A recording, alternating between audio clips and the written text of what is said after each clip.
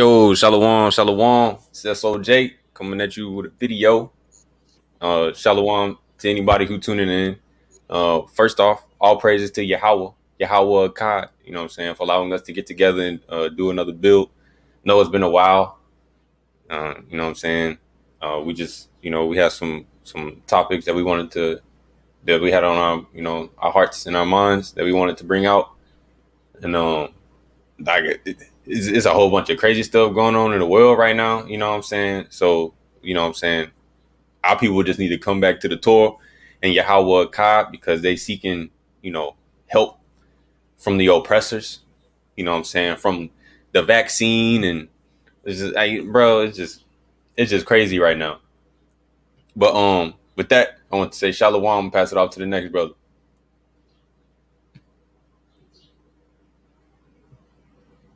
Shalom, shalom, this brother Z. I want to say shalom to everybody that's tuning in, everybody that's what I'm saying, everybody around the world who tunes in. So like it's been a while since we've been on. So brother Z, so I ain't got much to say in the intro, so let's just get it started. We're gonna hit on some of these topics today and try to bring to light some of these things that's been on our hearts. So Yahweh Kai, Shalom, and let's get started.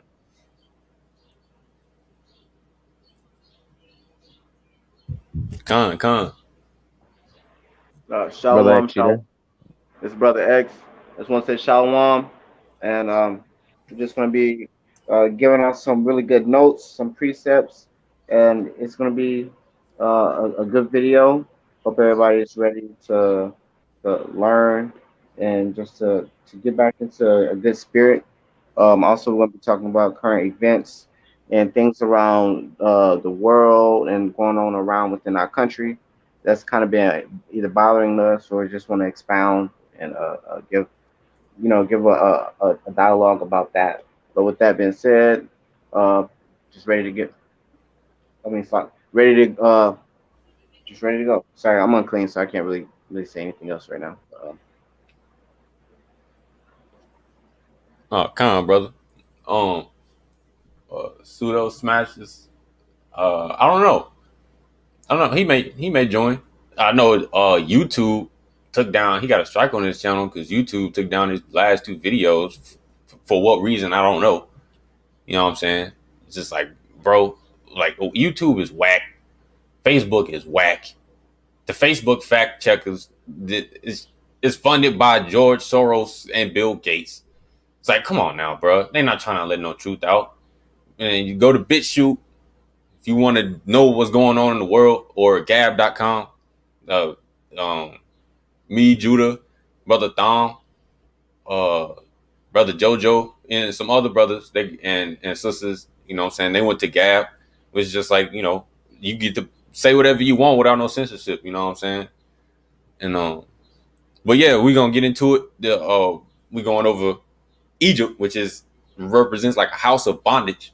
You know what I'm saying? Or like stupidity, and come into a land, flowing with milk and honey, which would be like healing and sustenance. You know what I'm saying? To repair the inward man. You know what I'm saying? To repair the mind and the spirit. You know what I'm saying? And the heart. You know what I'm saying? And it's all. We also gonna be going over self-sacrifice, which is you. You know what I'm saying? Purging away those lower, carnal aspects. And elevating or striving upward, right? Uprightness, Yasha El, which is like upright of God. You know what I'm saying? And but yeah, we're gonna get into it. If any of the other brothers want to say anything. Uh, Damn, this button kind of sticky. Yeah, I just want to say it's some trash, there's some BS that they suspended the brother over there on this channel, brother Judah, and it seemed like the effery just don't stop with some of these dudes, and the the the the little man syndrome don't stop with these guys. You know what I'm saying? I'm no means the tallest person in the room, but this is some weird stuff. You know what I'm saying? People can't freely speak how they want. You know what I'm saying? And guys just can't get out of their feelings, man. They panties get all them in a bunch, and they just gotta. Oh, I gotta go and I gotta go report him. It's like, come on now, this is like the seventh channel. It's like, you can't you just like go do something else and like stop looking at the channel that you feel the need to report. You know what I mean? Why don't you just go subscribe to something that you actually enjoy? You know, and Niggas, stop just being a straight up no, straight up, man like fan. niggas straight wake up in the morning, be like, oh, what channel am I gonna terminate today, or what videos I'm gonna flag? I'm like, nigga, like, bro, if you don't want to listen to information and truth, then go listen to some stupid shit, or you know what I'm saying, keep your mind in Egypt. You know what I'm saying? You know what I'm saying? So basically, we're gonna go Some of the over what darkness. Egypt exactly. You like go be void of mind, kashak. You know what I'm saying? With no light or enlightenment. But with that, I'm gonna get into the first verses that we're gonna bring out. This is Exodus 1. I'm sharing my screen real quick. Let me go here.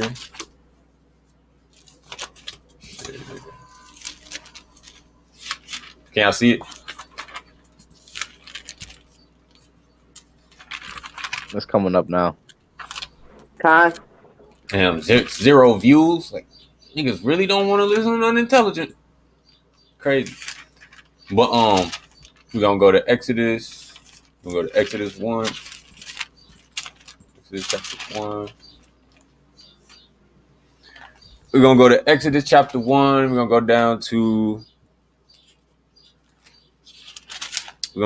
to verse 8. A new king arose over Egypt who did not know Joseph. He said to his people, behold, the people of the children of Israel are more numerous and stronger than we.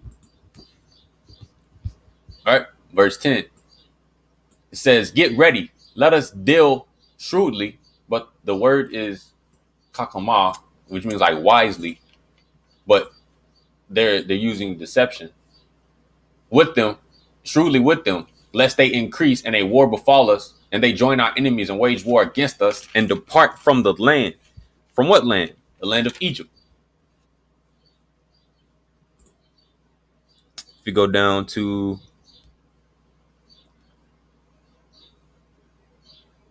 give me 1 second.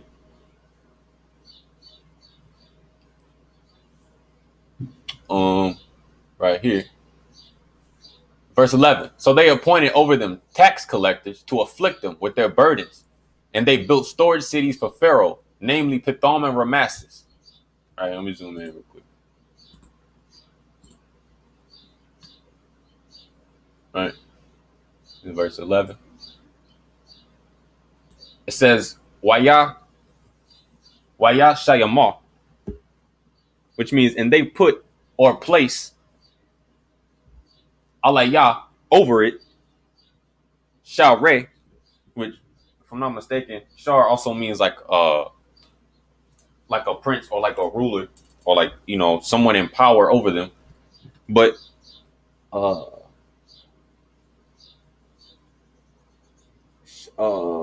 it also means like a hostile. Here, let me get my dictionary real quick. Bear with me 1 second. 82 826.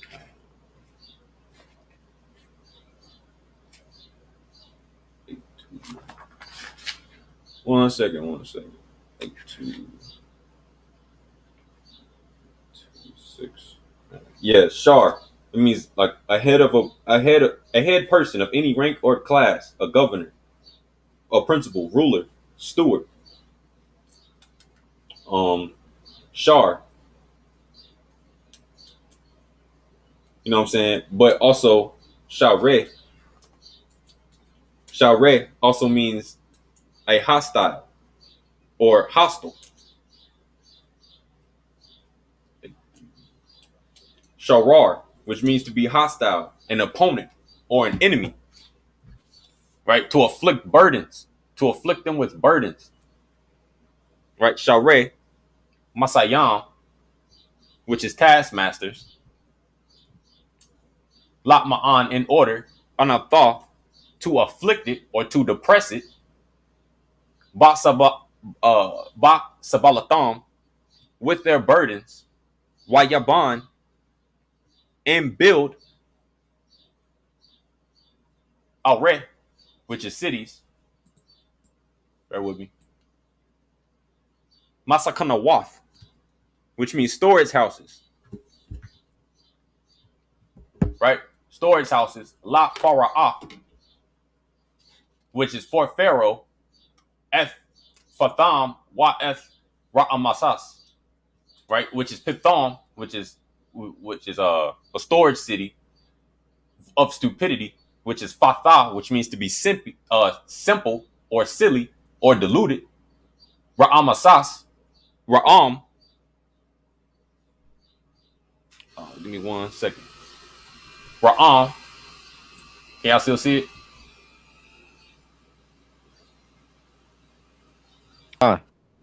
Con, right? Storage cities. So, you know what I'm saying? The mind and the spirit, right? Masakana, a storage house, a treasure. It also means indigence or poverty, scarceness, a poor man, right? Lacking substance, or lacking intelligence.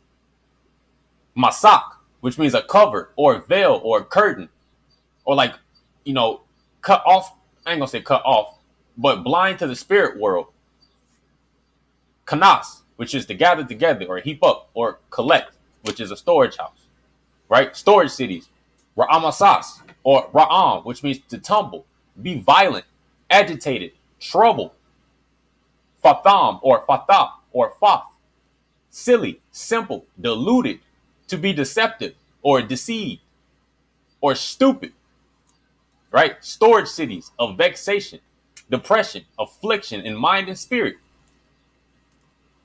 We'll go back. Oh, right. It said afflicted them with burdens. Ana or ane. Ane. To depress, afflict, bring low, defile, hurt, weaken. To act covertly. Anan. To act covertly. Practice magic. Enchanter. It also means like a cloud. But enchanter, or like to practice magic or witchcraft. Right? Or to, saying, depressed in the mind. Right? It also means depressed in the mind, but it could be humble, but also depressed in the mind as in weak. Or the poor man lacking substance. Teachings for internalization or internalizing. Intelligence. Or knowledge, wisdom, and understanding. Right? But the storage houses, he's cut off from it. It's cut, he doesn't perceive the spirit world.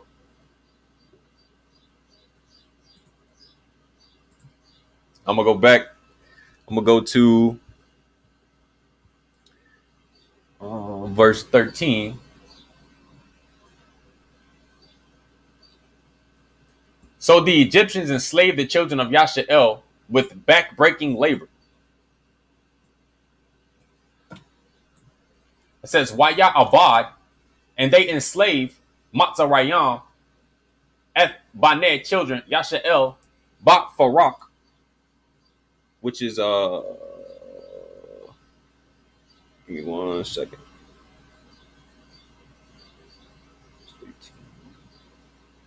Which is with cruelty, or to break apart. The word farak, which is cruelty, or to break apart. Right? It said, where is it? I wrote it down.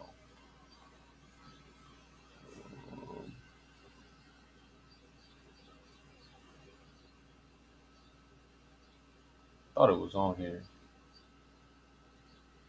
I don't think I wrote it down. But it's back-breaking labor, which farak, which means cruelty, or or like harsh labor. But the word matzar,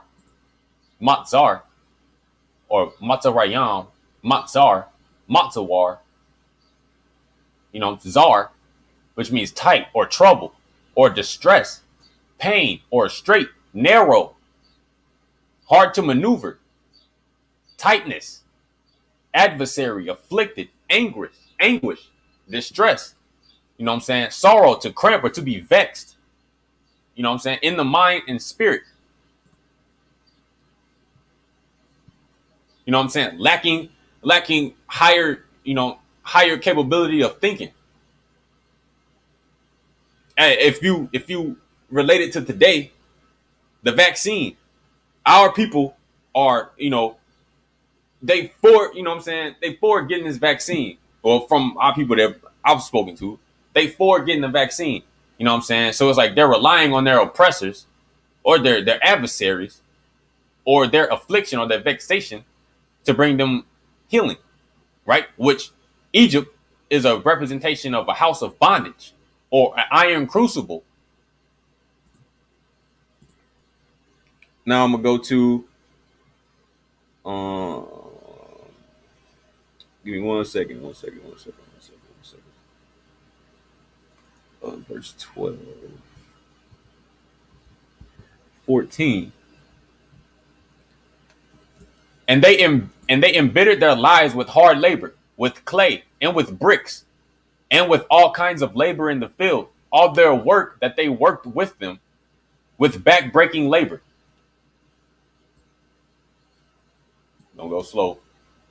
Waya marara, which is bitter, or they embittered, but it also means to be vexed or rebellious. F with Kaya Yaham,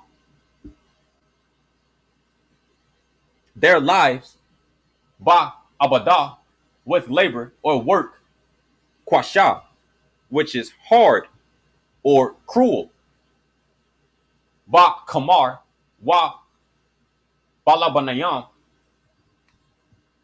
Kamar, which is clay or mortar, Laban, which is bricks, but also means to build, or like with building or to build, you know what I'm saying?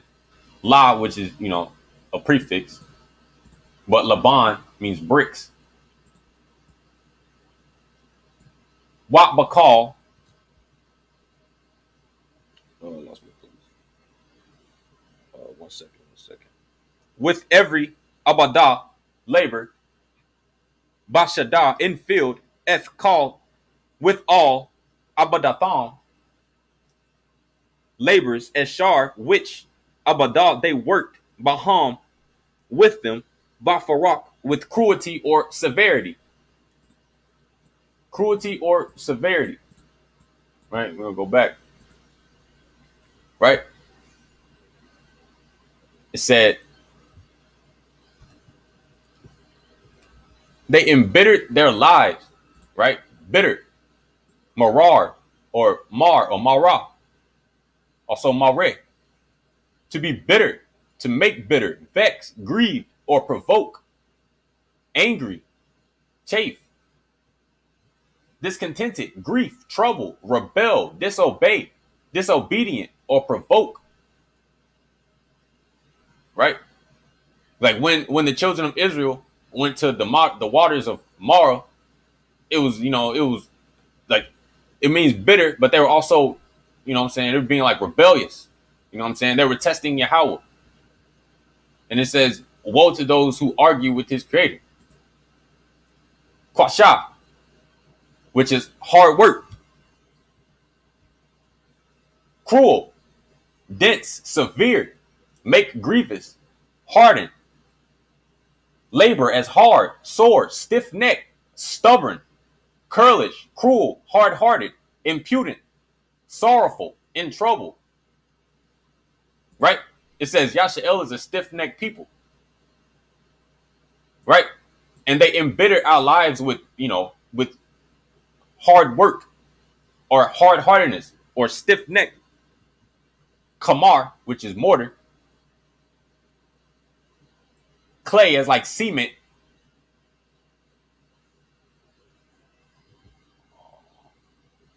But it also means to daub or to be foul or to make foul or pollute or trouble or like scum or like sludge or uncleanliness. Mortar, and then bricks, which is Laban, right? No, and then it also says with bricks and with every labor of the field, which is shada or shad, right? It means to spread out, field, ground, land, soil, wild, shaddad, a braid, narrow, oh, harrow, a field, be barely powerful, devil, malignant, destruction, desolation, oppression, violence, robbery. So the work in the field was the work of the devil, or desolation, or destruction, or oppression,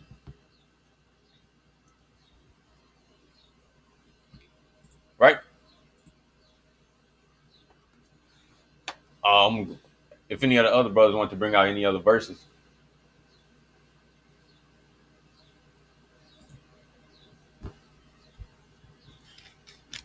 Oh yeah. What? Khan.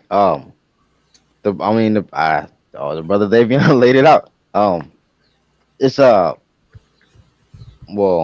well, I just had another verse here. This is Exodus chapter 5 verse 4. The king of Egypt said to them, Moses and Aaron, why do you disturb the people from his work? Go to your own burdens, and go to your own burdens. And Pharaoh said, behold, the people of the land are now numerous, and you will have them cease from their burdens. On that day, Pharaoh ordered the taskmasters over the people and his foremen, saying, you shall no longer give straw to the people to manufacture the bricks, as yesterday and before yesterday. Let them go and gather straw for themselves, but the quota of bricks that they were making yesterday and before yesterday, you shall impose upon them, and do not reduce it. Just like the brother Davion was speaking, the the people were they were in hard labor, harsh labor, like he said, kwasha, which means like labor, hard work, to make grievous, a hard thing to be sore or to make stiff. Con, con, and I was looking for this other verse real quick. I think it's Salak,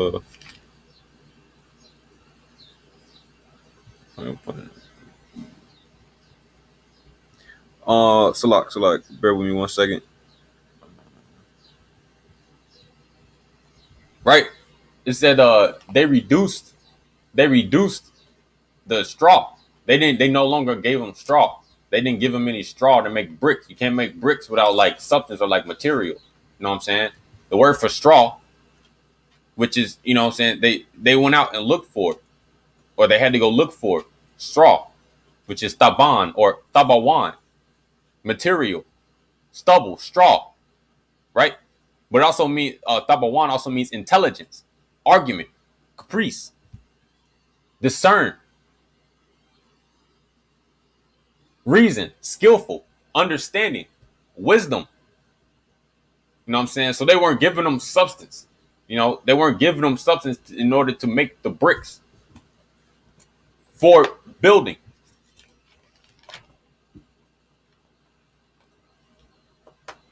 And wanted to go to X dropped off. I'm here. Oh, Z Shalom. dropped off. Z dropped off. Shalom, bro. Shalom, bro. I was just still gathering notes. I'm still here. Con. Um, I wanted to go to. I want to go to Exodus 6 real quick.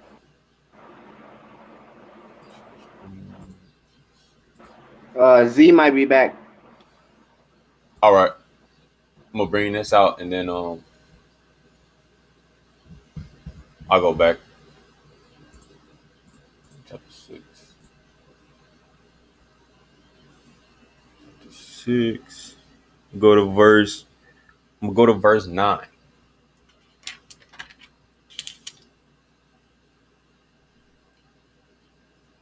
Actually, we're gonna start from verse. I'm gonna start from verse 6. It says, therefore, say to the children of Yashael, I am Yahweh, and I will take you out from under the burdens of Egypt, or stupidity, or prison, or confinement, and I will save you from their labor, and I will redeem you with an outstretched arm and with great judgments. Right? And I will take you to me as a people, and I will be a God to you, and you will know that I am Yahweh your God, who has brought you out from under the burdens of Egypt. I will bring you to the land concerning which I raised my hand to give to Abraham, to Isaac, and to Jacob, and I will give it to you as a heritage. I am Yahweh. Verse 9. Moses spoke this to the children of Israel, but they did not hearken to Mashah or Moses because of their shortness of breath and because of their hard labor. Check the back chat real quick. See if he back. Yeah, he back. Yo Z, did you want to get this one, bro? Verse 9. Moses spoke thus to the children of Yashael, but they did not hearken to Moses because of their shortness of breath and because of their hard labor. Yeah, I had verse 6. So like I fell off. I don't even know what happened to my phone. It just like my phone just literally turned off and restarted itself. I felt maybe it felt it was the appropriate time to do that. So uh Are you good, bro? what what I was saying is basically when it came to the harsh labor and the hard work, kind of I'll get that verse. It's just right after this verse that I was getting. The brother D had laid out where it said where it was talking about the harsh labor, and I was describing the word quasha, and in the Strong's 77185 through 86, you can find that it also means stiff necked, right, or to be sore, or also to be in trouble, or to be or to serve, right, or cruel, or hard hearted, right. And I wanted to focus on so some of these definitions like stiff necked, hard hearted, in trouble, because this is heavily like related to the state of our people in this point in time. They were telling them to make bricks, you know what I'm saying? Laban, which means like to be white, or to make bricks, but it also means to cleanse oneself. So they were telling them to cleanse themselves without the necessary straw. Here's straw, the word taban, you know what I mean? Or like it means, heaps of straw, refuse, stalks of grain, chaff, stubble, material, you know what I mean? And the brother showed me that it's also related to this word here, uh thawabana. Thawabana. The word thaban can be found in thawabana, and so it's kind of like its root word, and that word means intelligence, or means decretion, reason, skillfulness, understanding, or wisdom. So the people were not being given these essential things to make them to cleanse themselves. They weren't being given the proper information or knowledge in their hard work. You know what I'm saying? To be given the understanding on how to cleanse themselves. You know what I'm saying? They weren't being given the necessary means for them to live in a way that was prosperous in the mind and in the spirit, and that translated physically to slavery. So the brother brought out Exodus verse 6, Salak, Exodus chapter 6, verse verse 9. Uh, and kind of says it says here in Matharwa, it says Wa Ya Dabar, which is like, and he spoke. Moshe, Moses, Khan, which is like minister or to minister. Al Bane Yasharel, to the children of Yasharal. Wale, but but not, or but they not. Sha Ma'ah, to hear or to listen or to hearken or to understand. I want to get this word I want to get this word Shama'ah real quick, because it has so many different meanings. It says that they couldn't hear Moses, but that means so much. To hear means to be able to like hearken unto his teaching, to be able to understand what he's saying. And I'm just looking for that word. If you, 1 second. Oh. Where's it? Where's it? Um. Oh, mm, mm, mm, mm. Um.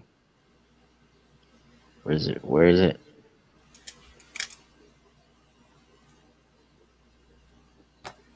Um.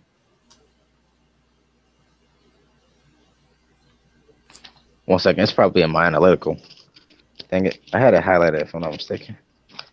I'm sorry. I don't mean to take up I all know this you good. time. Shama off. If you go to Strong's 8085,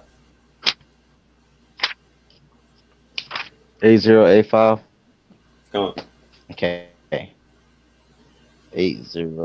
Oh, yeah. I was on this. I'm on the same page. Yep. I just overlooked it. Here it is. Okay. It says to hear intelligently. Thanks, D. Shama to hear intelligently. Right. Attention, obedience. Uh. Um. Attentively. Call, gather, together, carefully, certainly, consent, consider, be constant, declare, diligently, discern, give ear, hear, hearken, indeed, listen, make a noise, be obedient, obey, perceive, make a proclaim, uh, what's the word? Make a proclamation, publish, regard, report, shew forth, shew forth, make a sound, surely tell, understand, whosoever, hearken, witness. It also means hear or obey, right? So they could not hear they couldn't listen. They literally couldn't intelligently understand Moses. They couldn't understand the teaching, right? I'm gonna continue on from the word Shama'ah. So it was like wale, not but they I'm sorry, but not Shama'ah, to hear or to listen or obey. Al, to or unto, Mashah, Moses. Makwadzar, in shortness, Rawak. So it's like they couldn't listen to Moses because I'm sorry, Masha I'm sorry, Al to Moshe Moses Makwadzar, because in shortness Rawak, of spirit, right? Shortness of spirit. The word short, let me get this here. The word short is quadzar, right? It means to duck off, curtail, to harvest, cut down, discourage, grieve, harvestman, loathe, mourn, reaper, or to be short, wax short, shorten, shorter, straighten or trouble, vex, impatient. Now you'll notice a parallel between this word quadzar and the word shema. They both can mean in trouble, right, or vexation, right? Impatience, right? That's a big one, a big problem for our people. Impatience, anguish, shortness of the spirit, short whether in size, number, or life. Let me say that again. When that relates to today's statistics and today's how that relates to us today, look at this. Short whether in size, number, or life. Our life expectancy isn't that high. When you talk about number on the scale compared to the world, our nation is tiny. You know what I'm saying? In size, when it means like influence or like our influence on our the nations that we're in or the things around us. You know what I mean? Or in strength or temper, shortness and strength. Same thing that coincides with influence or temper. You know what I'm saying? That coincides with our emotional struggle. You know what I'm saying? It also means few or hasty, small or soon. So the people were suffering from shortness, right? All these things of rawak, which is your which is spirit, mind, or wind. So they were suffering shortness of their spirit, their mind, and their force, which is like wind. I'm gonna continue. Wa and ma in abada, and in labor kwasha, cruel or hard or stiff necked labor. The brothers already got out many of these definitions, but I'm gonna go right back over work real quick. Abad, right? To work, to serve, enslave, to be kept in bondage, right? be bond servants, compel to do, dress, to ear, execute, husbandman, keep, labor, laboring, laborman, bring to pass, cause to, or to make to serve. You know what I mean? Because of our harsh labor, we developed a stiff neck and a hard heart. You know what I mean? Uh, yeah, stiff neck and and a hard heart. You know what I'm saying? Literally. So the short, and that coincides with the shortness of breath. You know what I'm saying? Our people didn't have the necessary straw to make bricks. You know what I'm saying? So they suffer from shortness of breath and hard work. You know what I mean? These are the things that were afflicted on us in Egypt. And like the brother was saying with the word, uh, Matzrai, I'm sorry, Matzrayam, or like Egypt, the root word is Matzar, which means to shut or to limit, or border. You know what I'm saying? Or tight or trouble or distress or a pain or a strait. You know what I mean?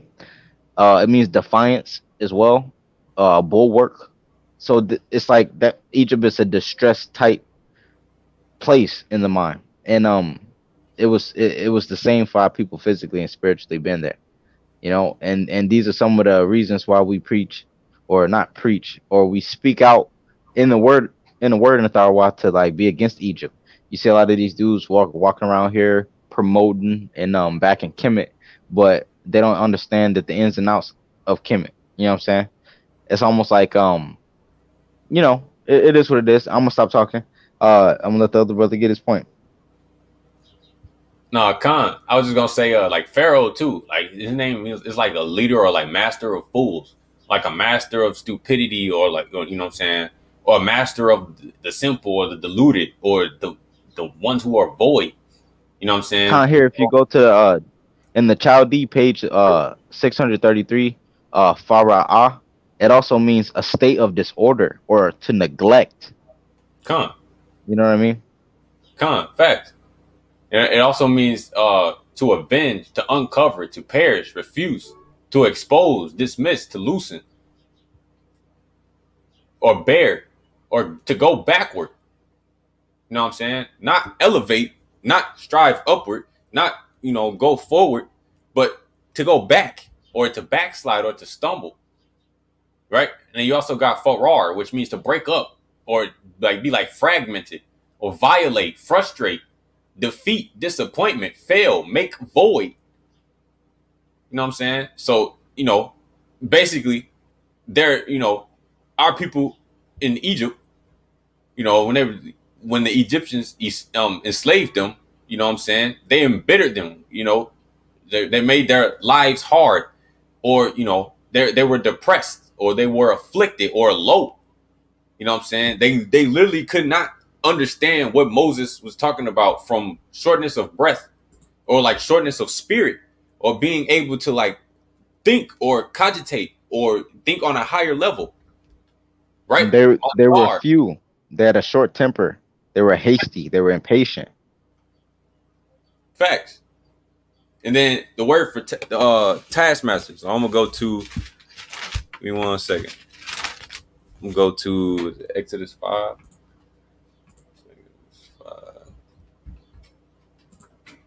Bear with me. And I had a quick verse real quick to tie into what we were talking about. Come on, bro. If I can say it real quick. This is Exodus chapter 5 verse 21. And they said to them, may Yahweh look upon you and judge, for you have made our very sin abhorrent in the eyes of Pharaoh and the eyes of his servants, to place a sword in their hand to murder us. They were implying that Moses and Aaron, trying to get out of Egypt, trying to bring Yashua out of Egypt, was giving Pharaoh a reason to kill them, to like harm them. They were afraid. They were in straight. Just like we were saying, Pharaoh's name also means to limit or distress. You know what I mean? So he was distressing our people, and our people was short of mind. They couldn't leave. They, in their mind, they couldn't leave Egypt. They stayed attached to it. So they were looking at it as though that Moses trying to leave Egypt is a reason or a cause for Egypt being in a state of aggression towards them. You know what I mean? Con, Not understanding that Egypt was already in a state of like oppression of them. You know what I mean? con, because Pharaoh, Yahweh said, I'm gonna stiffen Pharaoh's heart. He's not gonna listen to you. He's gonna be stubborn and stiff necked. And I wanted to get uh, Exodus 5. We gonna start from verse 2. And Pharaoh said, excuse me. And Pharaoh said, "Who is Yahweh that I should heed his voice to let Israel out? I do not know Yahweh, neither will I let Israel out." Right? And they said, "The God of the Hebrews," but this word doesn't exist in our language. It's the Abar, which means the ones who cross over or pass over from Egypt or a state of bondage in the mind, you know what I'm saying, or in the spirit, a state of bondage or, decay or spiritual death over into the land, which is like represents spiritual enlightenment or, what I'm saying, the mind state flowing with milk and honey or healing and sustenance or vegetation or produce happened upon us. Now let us go on a 3-day journey in the desert, which is the wilderness, and sacrifice to Yahweh our God, lest he strike us with the plague or with the sword. Right? Let me continue. Verse 3. Verse 4. Right? It said 3-day journey. Remember, 3 is 3 degrees within the temple. You know what I'm saying? Also, knowledge, wisdom, understanding. Mazabak, which is the first degree. You put yourself on the altar. Yakin and Boaz, which is, the pillars leading up to the in front of the sanctuary. Right. And then you got the Awalam, which means to be silent or to sit still or to silence your foolishness or your own heart's desires or your, what I'm saying, your own counsels and get ready for the teachings or the instruction. And give me one second. I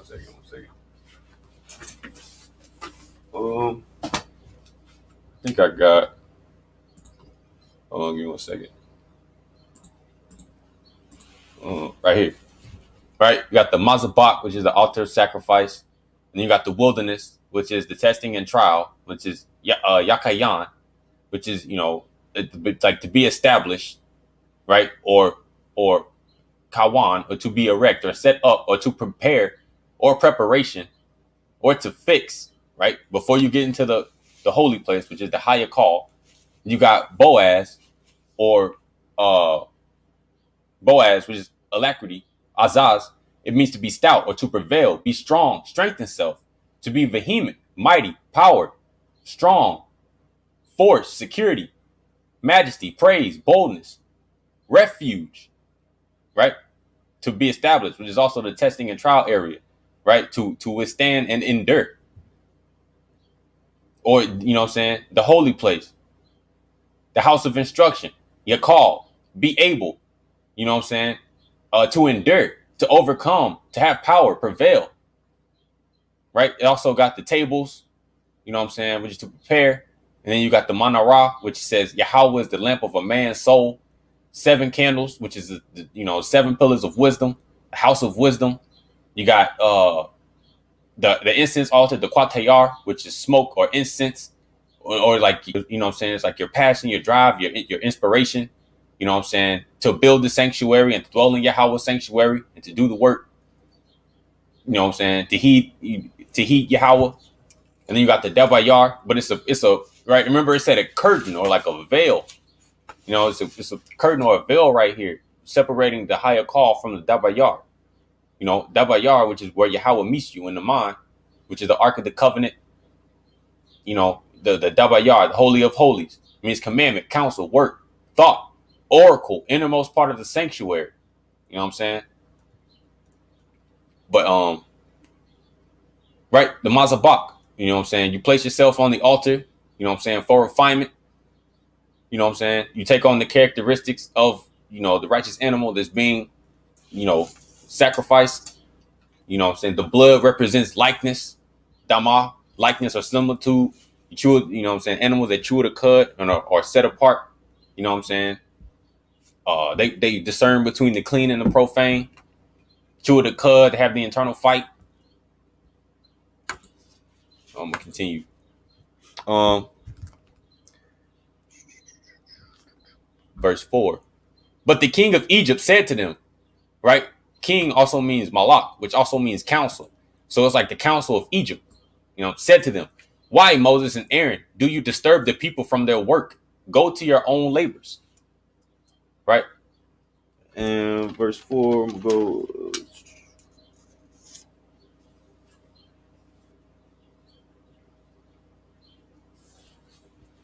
from, yeah, give me 1 second. It says, Waya Emar Elaham, and he said to them, Malak, king, Matzarayam, Egypt, Lama, for what or why, Masha, Wa Eharan, Moses and Aaron, Tafara, uh, Tafarayah, which means, give me 1 second,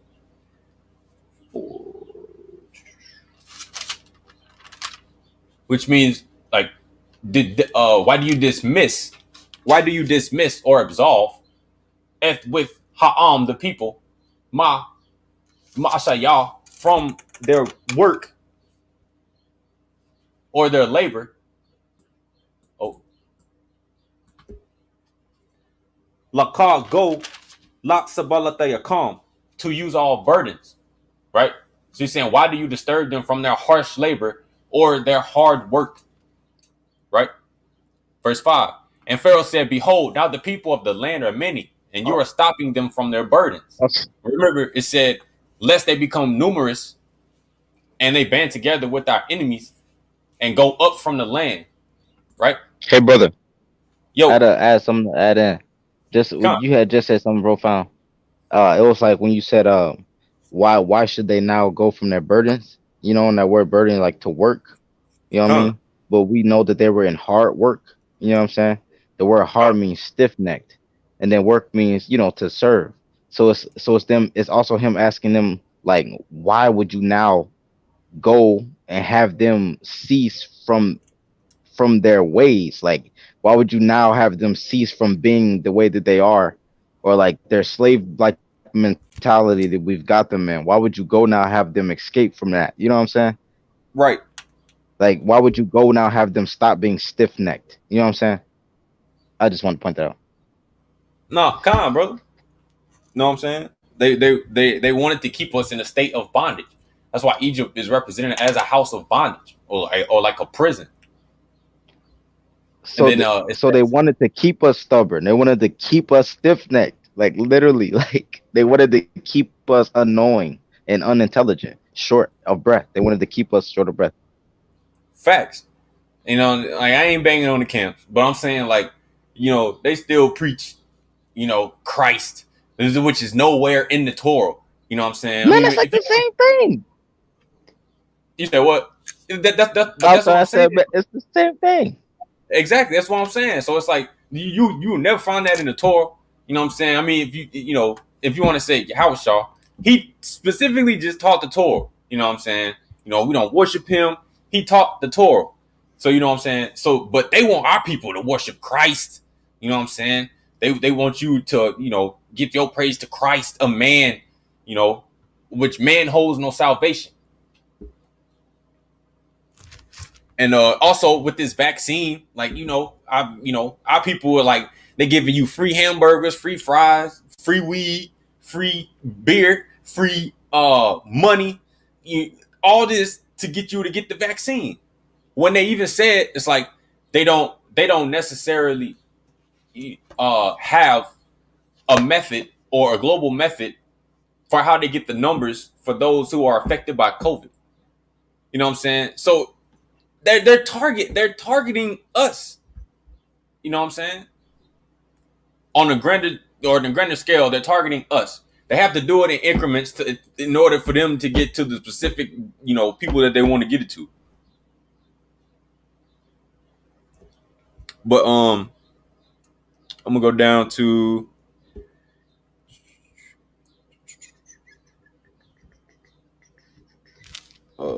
verse 6.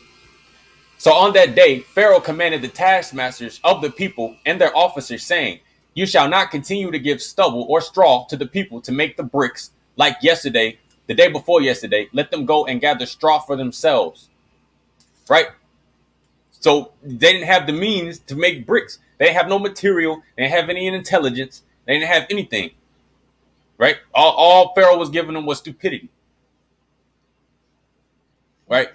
And the word Nagash, Nagashayam, which is taskmasters, and then their officers, Shatar, which means like a ruler or like a governor or like a head of peoples. Right? Nagash or Nagash, to tax, harass, tyrannize, distress, driver, oppressor, taskmaster. Do we not have to pay taxes in America? Or wherever our people are we not paying taxes to whoever we are captives? You know what I'm saying? Whoever has us in captivity. The word Khan, exactly. Brother Masayam. X, you there?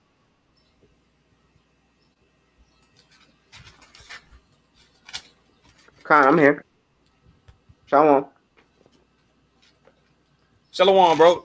You got any verses to bring out, bro? Yeah, I got a whole bunch. I was just waiting for you guys to finish. I'm gonna finish this up real quick. Go ahead. Verse 11 is where you get Masayam or Mas or Masas, right? It says, "So they appointed taskmasters over it in order to afflict it with their burdens. It built storage cities for Pharaoh, Pithom, and Rameses." Exodus 1. A burden as fainting from labor, discomfited, tax, enforced labor, levy, tax, fainting, disconsolate, afflicted, liquefied, faint from fatigue, fear, or grief, discouraged, melt away, to waste with disease or vexation of mind and spirit. Right? They were appointed over the children of Israel. An oppressor. Let me go. Let me go to. Right? They no longer gave straw or material, which means intelligence or reason or discernment. Right? Actually, I'm gonna go to verse 8. But the number of bricks that they have been making yesterday and the day before yesterday, you shall impose upon them. You shall not reduce it, for they are lax or lazy. Therefore they cry out, saying, "Let us go and sacrifice to our God.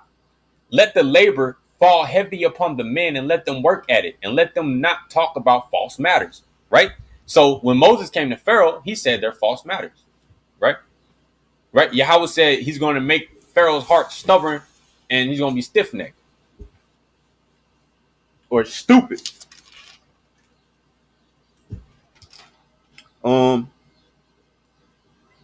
Yeah, verse 8. So like, bear with me. Ain't trying to be long with it.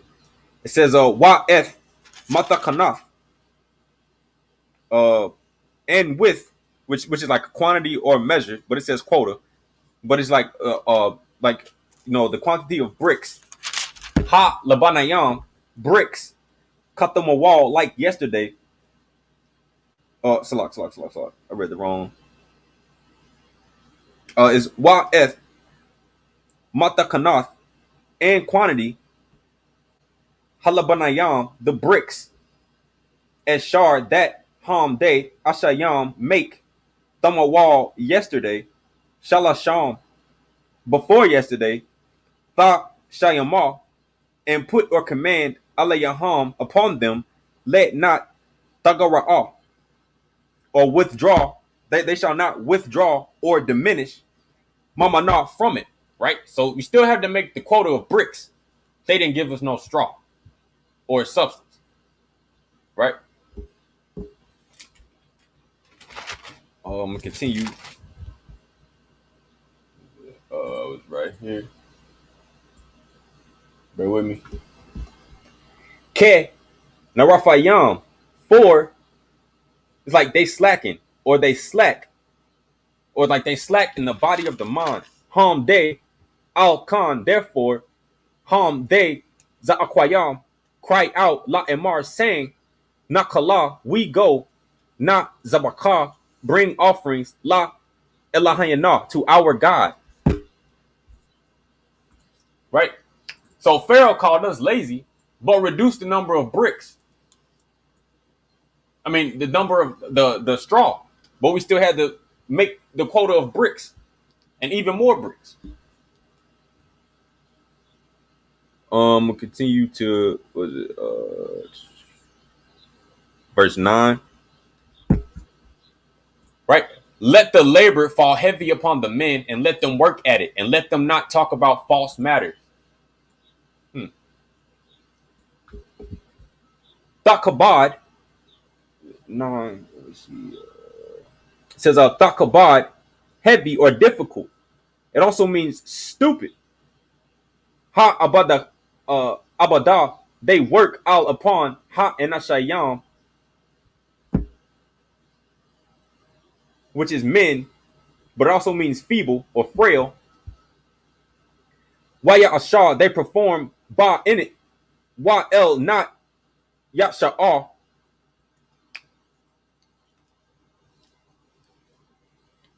Uh, slide. Let me get this word real quick. Um, oh,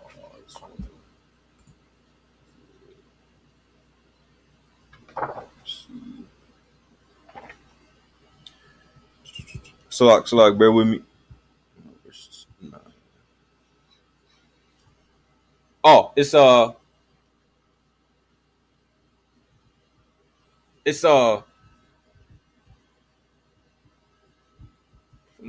sha'ah, which means to inspect. Ba dabare with words shaquar, which is like untruth or deceit. So with Pharaoh's heart being stubborn, when Moses came to him, he didn't believe it. He said false matters, right? Um,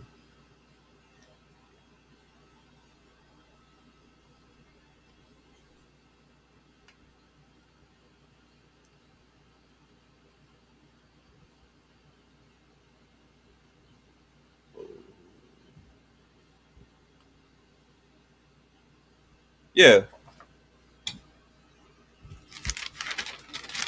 yeah, but basically they reduced to straw. So they weren't giving them anything to improve their intellect, to improve their intelligence, you know what I'm saying, to improve the capacity in which they use their mind. You know, it was just a tight, narrow space, right? When we were in Egypt. And quit sharing, and I'm gonna let the other brothers uh bring out some verses. Go back.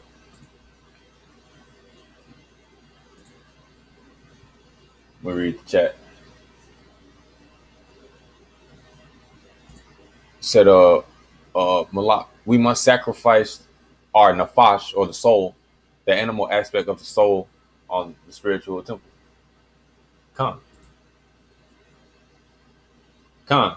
You know what I'm saying? You place yourself upon that altar, you know, and it represents like coming out of Egypt, like you're burning off the impurities, or the disgusting uncleanness, of Egypt, and you're purging that from the inward man. You know what I'm saying? The mind, the spirit. You know what I'm saying? The impure qualities, right? And with the offerings, it had to be unblemished. You know what I'm saying? Which means pure. You can't bring a blemished animal and put it upon the altar. But what does Laban mean? To make white, or to clean, or to be Come, cleansed, or to be white, or like pure white. come. Shalom, Jojo. Shalom, B. Hey bees, if you want the link, we'll throw it in the chat. Oh yeah, my bad, my But bad. Oh, no, I no, upgraded. that's only if he wants it. I don't know if he hopping on. But I know brother I got X wanted to get to some scriptures. I upgraded the StreamYard too. So, I think you had 10 people on.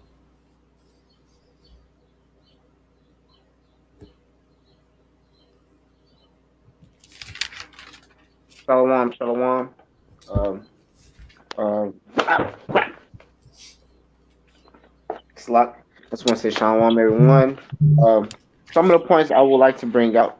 They're going to start off in Numbers. So if you go to the book of Numbers for me, please, and Numbers 13 to be exact. And so my first point, let's see, my first point is going to be self-sacrifice, and it's going to be an example in Numbers. If you give me a second, so it's going to be Numbers 13 verses 17 and 16, and a couple more verses within that. But it says, um, so verse 16 is talking about who were the men that the Most High told Moses that he could appoint from each tribe of the family of Yasharal to be a representative to go out and spy the land. And this is important because spying out the land, it signifies um, us getting out of Egypt. So we're fresh out of that Egyptian mind state, and so we're gonna start to see a transition of how our minds used to think and used to be, and then you're gonna start seeing a lot of brothers and sisters start to elevate, and they become wiser, they become smarter, and these are things due to the Most High. It's due to them hearkening and listening to Moses and Aaron, and also them being good Akim and um, just doing what they need to do to keep the nation going. So let me see. So verse 16, I'm gonna read. Um, it says, "These are the names of the men whom Moses sent to spy out the land. Moses called Hoshea, son of Nawan, Joshua." Sorry, actually, I should have read from 4. So I'll start from verse 4. These are their names. For the tribe of Reuben, Sam Muah, son of Zakawar. For the tribe of Simeon, Shaphat, son of Hori. For the tribe of Judah, Caleb, son of Yaphaneh. For the tribe of Issachar, Yagel, son of Joseph. For the tribe of Ephraim, Hosea, son of Nawan. For the tribe of Benjamin, Fatih, son of Raphu, or Raphawa. Oh, sorry. For the tribe of Zebulun, Gadiel, son of Sodi. For the tribe of Joseph, um, and the tribe of Manasseh, Gadi, son of Susi. For the tribe of Dan, Ammiel, son of Gamiel. For the tribe of Asher, Sethduar, son of Michael. Sorry. For the tribe of Naphtali, Nabi, son of um, Wafasi, Wafasa, Wafas. I don't know how to say that. I'm sorry. Uh, for the tribe of Gad, Geriel, son of Makah, and so verse 16. These are the names of the men whom Moses sent to spy out the land. Moses called Hoshea, son of Nun, Joshua. Okay, so it's important because these were basically these were all brothers, and they were the top in each of their father's household. So they were representatives for their tribes, and they were sent to be so they were sent to be summoned and to go spy out the land, and they would do that over a duration of 40 days. And these are all the things that Moses had commanded them to do as according to spying out the land. And these things are important because these are this is a job, right? This is a job that was given from the Most High to Moses, and Moses appointed people to get this job done. So this is also a test. The test is that the Most High had already given the children of Yasharal the land of Canaan before we went to spy out the land, right? Because he had the conversation with Moses, but we didn't know that. So it was up to us to have the zeal, the spirit, the trust in the Most High by way of Moshe's word. You know what I'm saying? And just being Sorry, it's a word that I can use, but I just can't remember what it's called right now. Forgive me, but just been listening wholeheartedly and following everything to a T that he had commanded. And so go to it's chapter 13. It's going to be verse. Let's see. It starts at verse 7. No, verse 18. It says, "See the land. How is it? And the people that dwells in it. Is it strong or weak? Is it few or numerous? And how is the land in which it dwells? Is it good or bad? And how are the cities in which it dwells? Are they open or are they fortified? And how's the land? Is it fertile or is it lean? Are there trees in it or not? You shall strengthen yourselves and take from the fruit of the land. The days were the season of the first ripe grapes." Give me a second.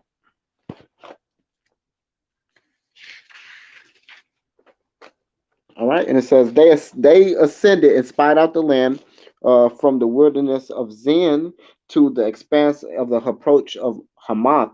They ascended in the south, and he arrived at Hebron, where they were Ahaman, Sheshai, Talmi, and the offspring of the giant. Hebron had been built 7 years before Zoan of Egypt. They arrived in the valley of Eshcol and cut from there a vine with one cluster of grapes and bore it on a double pole.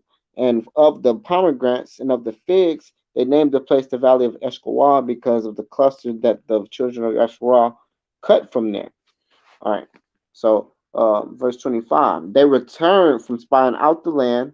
At the end of 40 days, they went and came to Moses and to Aaron and to the entire assembly of the children of Yashua to the wilderness of Paran at Kadesh, and brought back the report to them and the entire assembly, and they showed them the fruit of the land. So now what I'm about to get into is a differentiation between the mind states. We're going to have a separation of mind states between uh, um, the rest of the 10 brothers who were sent to be representatives to spy out the land, and then two distinct brothers, Caleb, son of Yaphaneh, and Joshua, known as Hoshea, son of Nawan.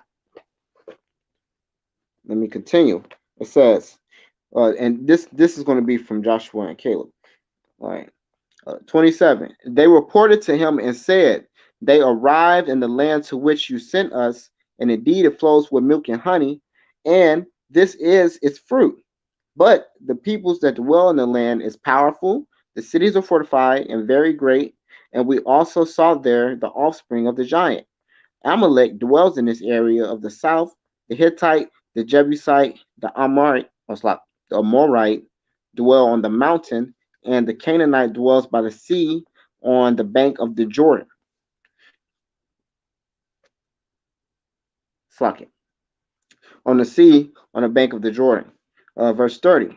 Caleb silenced the people towards Moses and said, "We shall surely ascend and conquer it, for we can surely do it." Right? So that's a clue to Caleb's spirit. So although he says that these mighty nations dwell there, the children of the giants dwell there, the Canaanites live on the mountain and on the bank of the Jordan, that we can still surely conquer it, for we can surely do it. And he says that because he truly believes in the words that Moses spoke by way of the Most High. You know what I'm saying? He had full heart, whole heart for the Most High. So he saw that he was going to bring us into this land because he had already commanded it.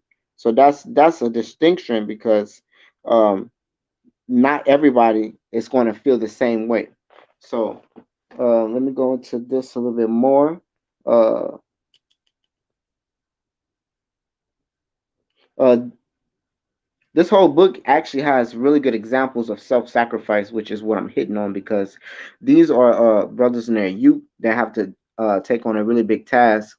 And mind you, they went out and spied this whole land of Canaan in 40 days, right? So it took roughly about a month and a week for them to spy out this land, and they had to go through dangers and whatnot. You know what I'm saying? So they had to be they had to be courage. I can't say the word. Sorry. They had to be courageous. they had to have some knowledge and wisdom about how to navigate and get through the land. They have to be smart on their wits and stuff because you know what I'm saying anything can happen out there. I mean, they didn't go into the details of what happened in their journey, but anything can happen. So that's pretty much a self-sacrifice. Them having to go out there and do this for the sake of the nation and the sake of our people, and so that we will have a bit more knowledge on what we're going to be facing, right? Which is going to be important in the future. So I'm gonna continue. It says, oh yeah, also,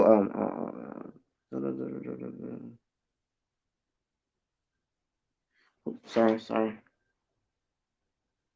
Okay, yeah, I just read that. Sorry, guys, I'm just reading my notes. Um, Okay, so another good example of self-sacrifice within this part of the story would be that even though, well, I'm going to come to read it, but Caleb and Joshua, they tried to reassure the whole camp and the multitude from the false report, and even try to, bring them back to the Most High after them being pretty much frightened by the report of from the other brothers. So if you just bear with me, and I'm actually going to read that. That's going to be in verse 31 of 13, and it starts by saying, "But the men who had ascended with him said." And mind you, these are his peers and his brothers. We cannot ascend to that Hold up. We cannot ascend to that people, for it is too strong for us. They brought forth to the children of Yasharal an evil report on the land that they had spied out, saying, "The land through which we have passed to spy it out is a land that devours its inhabitants. All the people that we saw in it were huge. There we saw the Nephilim, the sons of the giant from among the Nephilim. We were like grasshoppers in our eyes, um, and so were there in theirs." Right? So that's an evil report. That's an example of the Egypt mind state. You know what I'm saying? That's us being fearful. That's us being carnal.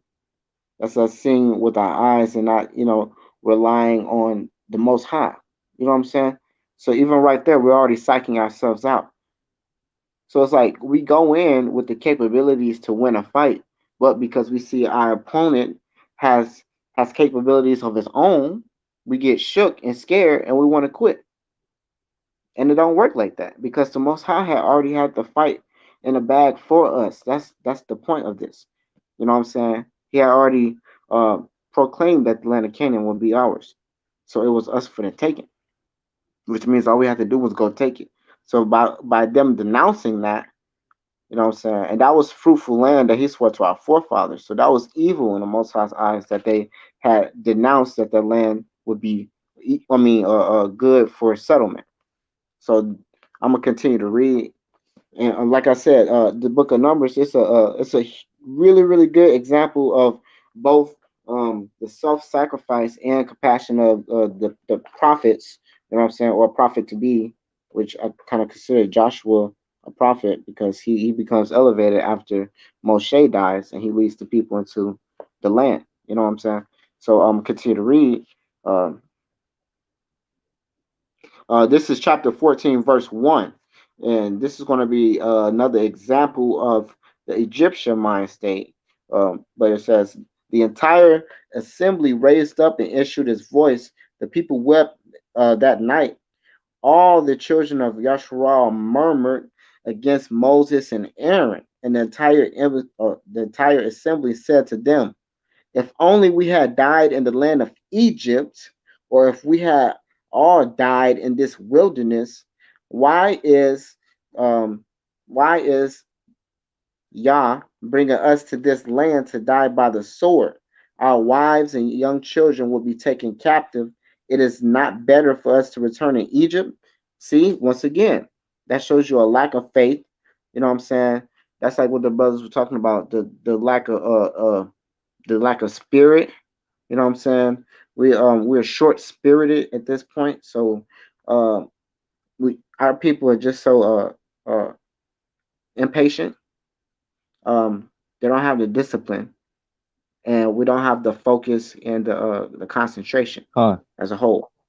So because of those things, we're already ready to go back to Egypt, where we haven't even gotten into the land. We haven't even gotten to the land yet, but we're ready to go back to Egypt. So let me continue to read. Verse 4 it says, so they said to another, let us appoint a leader and let us return to Egypt. See? So we already going off. That is like sin after sin after sin. They start to murmur. They listen to a bad report. You know what I'm saying? They didn't take into consideration that the Most High had already uh, gave us the land, and He was going to fight for us. They didn't take into consideration that, and our people are just being carnal at this point. They want us. They want somebody to lead them, but we already have Moses and Aaron. What does that tell you? When the tough gets tougher, our people get soft and want to go back to Egypt. That's what it's about. So I'm gonna continue to read. Verse 5. It says Moses and Aaron fell on their faces before the entire congregation of the assembly of Yasharal, or slap above the of the assembly of the children of Yasharal, Joshua son of Nun and Caleb son of Yaphaneh, of the spies of the land, tore the garments. They spoke to the entire assembly of children of Yasharal, saying, the land that we passed through to spy it out, and the land is very, very good. If Yahweh desires us, He will bring us to this land and give it to us, a land that flows with milk and honey. So, just like I was saying, what differentiates the monastery between these brothers and the rest of the congregation, obviously, is that they are with the Most High wholeheartedly. See, they're trying to reassure the camp that, yo, just calm down, chill. Don't listen to what they're saying. You know what I'm saying? This land, we can take it. It's a good land. Even though they have strong adversaries there, it's a good land that we can take. But yet our people eyes are closed, our ears are shut, and our mouths are moving. So I'm gonna continue to read verse 9. It says, but do not rebel against Yahweh. You should not fear the people of the land, for they are our bread. What does that mean? Can I get another brother to chime in on that? What does that mean? They're there for us to defeat. They're there for us to subdue, for food. For substance. You know. Con. Con, like the land disgorged them. I think in the next verse it says their protection has departed from them. You know what I'm saying? So Yahweh, you know, he gave them into our hands to conquer them. Right now, it said the giants were there. Nephilim, the Canaanite nations that was there in the land, who are mightier nations than us, and also Amalek. You know what I'm saying? But the land was good, right? The land was good. But like if you like look at these aspects of like the nations that was there, these like things you have to overcome in the spirit. You know what I'm saying? You got to overcome those giants inside of you. You know what I'm saying? Whatever is holding you back. In this instance, it was Egypt holding our people back. You know what I'm saying? Which is like a state of vexation or distress or affliction. You know what I'm saying? And vexation of spirit and mind. Now, if you look at the Canaanite nations, bro, I just wanted to back you up on this, brother. Then I'm gonna get a verse for it. Uh, but if you wanted to finish this verse real quick, bro. No, it's all good, bro. I love being able to tie into it, you know what I'm saying? Because at the end of the day, we're all a part of the system that works, you know what I'm saying? So we're all putting our 2 cents into a fine oil machine. You know what I'm saying? We're just trying to get the message out.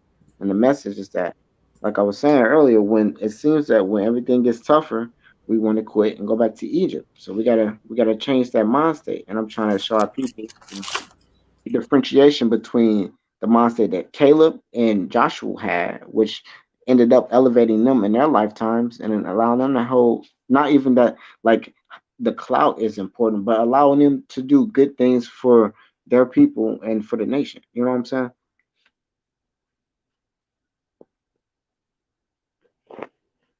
But let me see. Let me continue to read right quick, and then I'm gonna give it back to you to finish explaining what you were talking about within this book because it's a really good book. Let's see. Anybody know where I was at? Oh, I was at verse 9. Okay, so, but do not rebel against Yahweh. You should not fear the people of this land, of the land, for they are our bread. Their protection has departed from them. Yahweh is with us. Do not fear them. And see, once again, they literally just tried to give them one more chance to repent by rebuking them and telling them, stop thinking the way you guys are thinking. Just, you know what I'm saying? Because they're being real carnal, and that's what they're trying to tell them. They're being carnal, and they're not using their intuition. They're not using their logic. They're not analyzing the situation, right? They're just acting purely out of emotion. So verse verse 10 will be a perfect example of the Egyptian mind state because it shows you how carnality especially from people without the knowledge, it can be deadly and dangerous. So it says, but the entire assembly said to pelt them with stones, and the glory of Yahweh appeared in the tent of meeting to all the children of Yahshua. So now, because they did that, everybody is about to get messed up. Everybody's about to get chastised. You know what I'm saying? It's like when dad come home, everybody messing up, the house messed up, dishes dirty, the toilets ain't flush, the dog is crying, all this stuff going on. Everybody finna get a whooping. So, uh, if you turn a page, oh man, yeah, and it gets back to. Uh, all right. So the 10 Akim who were with Caleb and uh, and Joshua, right? They they didn't do a good job. Um, they didn't do a good job showing mental fortitude and having that self-sacrifice, right? Instead, they were too carnal, and they were a better example of the Egyptian mind state rather than the you know what I'm saying the better mind state, and that shows you a parallel and a difference. Because like I said, when everything gets tough, we go the other way.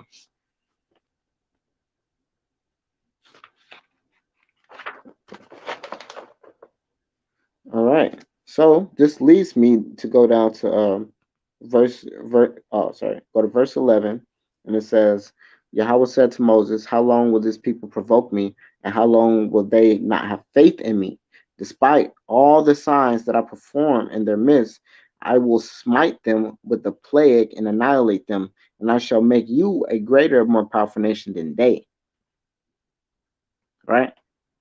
So like the Most High was ready to do away with all of us just just from that and that like that was like cause and effect after cause and effect, you know what I'm saying? Because they were scared and they gave a bad report, which led to the whole camp being swayed and turned astray, and then they begin to murmur in their tents, and then they start to try to elect a leader and appoint somebody to lead them back to Egypt. But first they wanted to kill Moses, Aaron, and Joshua and Caleb. It's like, man, it's just sin after sin. So it's like, is the saying really sin begets sin? Because for Yashua, that seems to be a popular thing. I'm just saying. But with that, I digress for now. Yeah, calm, bro. Our people in the wilderness, our people continually wanted to go to back to Egypt. But I wanted to go to Exodus 14 real quick, and bear with me 1 second. Oh, Z, you have any verses, bro? Nah, I just want to say to brother. I think brother X hit it right on the head where he's talking about, our people were so ready to go back to Egypt that they were even willing to like strike against those who've led us, what I'm saying, into the new land, into the new mindset, you know what I'm saying? Con, You know what I mean? They're willing to attack the prophets for standing up for what's right, and it's just it's it shows the shortness, you know what I'm saying? The stiff neckedness. You know what I mean?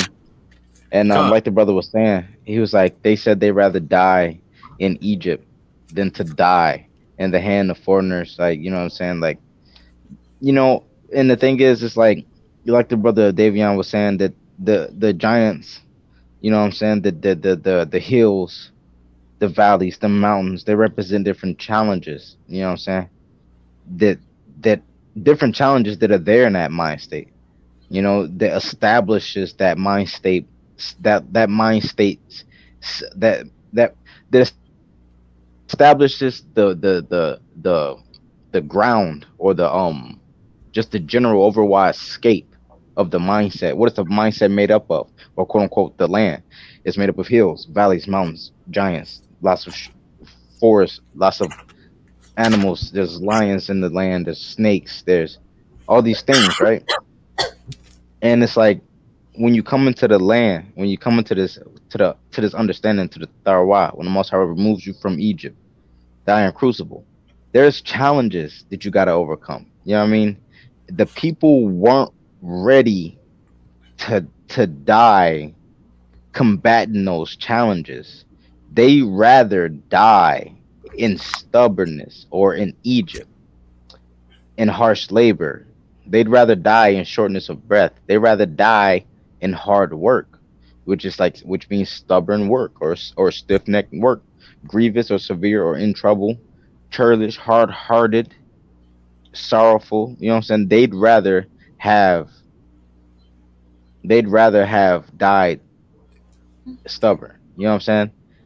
That's what they're saying. You know what I mean? Because they don't feel like, or as though that they could overcome these things in themselves. They don't feel like they could defeat these giants. They don't feel like that they can overcome these mountains. You know what I mean? So they'd rather die in a place that was flat, in a place that was void. You know what I mean? Of all that, a place where there wasn't no challenges besides making straw. You know, for Pharaoh. You know what I mean? It's like it's hard to explain, but they just rather die in that stubborn mindset than to Con, than to than to die fighting for what's right, or trying to push for a better mindset. You know what I mean? and then like if you look at Egypt, it's like it means dry, parched. You know what I'm saying? Desolate. You know what I'm saying? So it's like they didn't want the water. You know what I'm saying? They didn't want the waters. They didn't want the teachings. You know what I'm saying? They didn't want to work work the soil or work their minds more than they had to. And this is Exodus 14. I'm gonna start at verse 9. Yeah, I'm gonna start at verse 9. It says the Egyptians chased after them and overtook them, encamped by the sea, every horse of Pharaoh's chariots, his horsemen and his force, besides Peharoth, in front of Baal Zephon. Right. Pharaoh drew near, and the children of Israel lifted up their eyes, and behold, the Egyptians were advancing after them, and they were very frightened. And the children of Yashael cried out to Yahweh. They said to Moses, "Is it because there were no graves in Egypt that you have taken us to die in the desert or the wilderness? What is this that you have done to us to take us out of Egypt? Is this the thing about which we spoke to you in Egypt, saying, 'Leave us alone, and we will serve the Egyptians, because we would rather serve the Egyptians than die in the wilderness?'" Right? Which means they didn't, the wilderness was a testing and trial, you know what I'm saying, to withstand and endure, and, to be strong and courageous, you know what I'm saying? Um, and they were like, "No, we don't have the internal fight to continue on," right? And it says, "Yahweh will fight for you, but you shall remain silent." Yahweh said to Moses, "Why do you cry out to me? Speak to the children of Yashael and let them travel." Right? And I'm going to go back up to verse 11. Oh, bear with me. It says, turn that lamp on.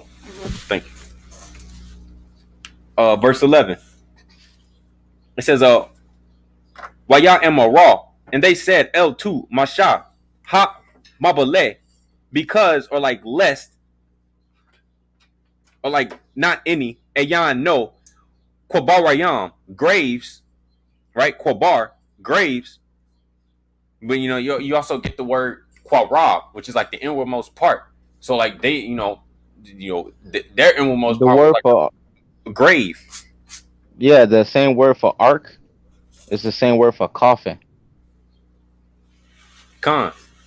So it's like you can have the Ark of the Covenant, the Erawan, you know what I'm saying, with the Karabayam and the cover, which is like striving upward, where Yahweh meets you in the mind, or it can be like a coffin, or you know what I'm saying, or like a A place, a place for the worship of the dead, like Egypt. con. And it says Con. Kobarayam graves, Ba Matarayam in prison, which Matarayam is Egypt, but also means prison or confinement. La La Kwakata, my bad. La Kwakata na to take us. La Mawat to die. Remember the word Mawat, die, means like die in the spirit, or you know what I'm saying, to die. When it said you shall surely die in Genesis, it was talking about you shall die spiritually with no internal fight. Ba ma dabar in wilderness, ma what zet this ashayath you have done lana to us, la hawat zayana to bring us forth ma marat from Egypt. So it's like what have you done to bring us up from this stupidity, from this simple diluted parched sand sandwich concrete, the all man, just stupidity. Why have you brought us up from this? But verse 12. Remember, it says they wanted to go back to Egypt. They never wanted to leave. Verse 12. Is this not the statement that we made to you in Egypt, saying, let us be, and we will serve Egypt? For it is better that we should serve Egypt than that we should die in the wilderness. Right? Verse 12. Con. Verse 12. It says, ha le, not za this, ha the bar, the request or matter or command is shar which the barana we spoke elayak to you, ba matarayam in Egypt or prison or confinement.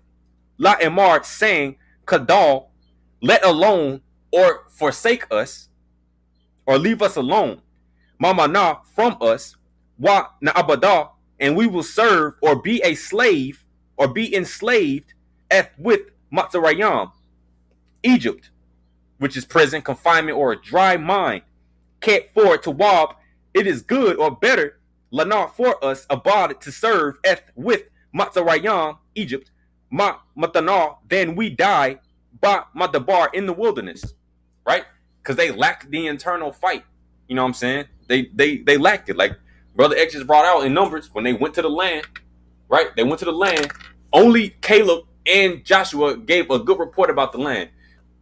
All the other ones, all the other distinguished men, you know what I'm saying, they were like, no, the Nephilim is there. They're too mighty for us. We can't, because they didn't have faith and they didn't trust in Yahweh. Then we'll go to verse 13. They said, forsake us and leave us alone. So they didn't want to hear the Torah. They didn't want to hear teachings of higher, spiritual intelligence. You know what I'm saying? They didn't want to understand higher capacity of thinking. Which is just like our people now. So like, brother, I didn't mean to cut you off. It's almost like they were saying it's hopeless. Like, give up on us. Like, forsake us. Don't don't believe that we can change. Like, don't believe that something better can be done for us. Like, forsake us. Forget about us. Let us die. Like, that is a depressing thing. Con. And then from Egypt, I'll show you. Exit this one. Open this.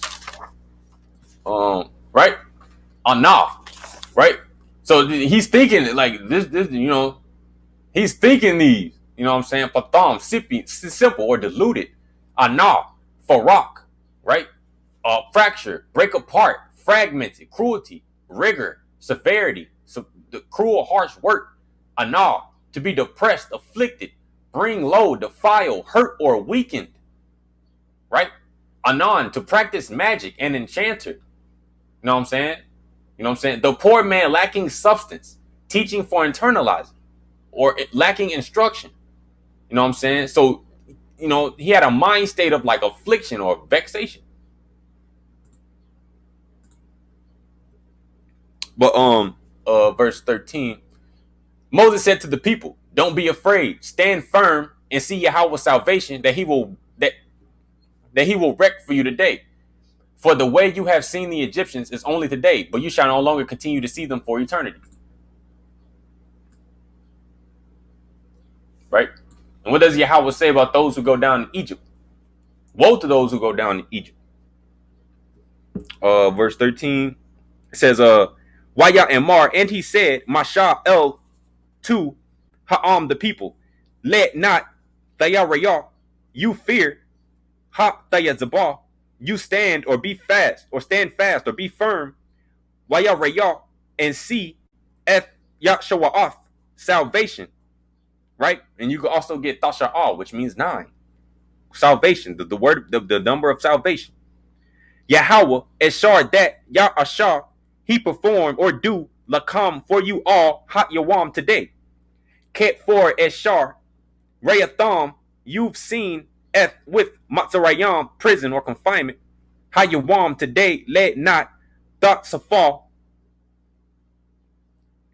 If I'm not mistaken, I think it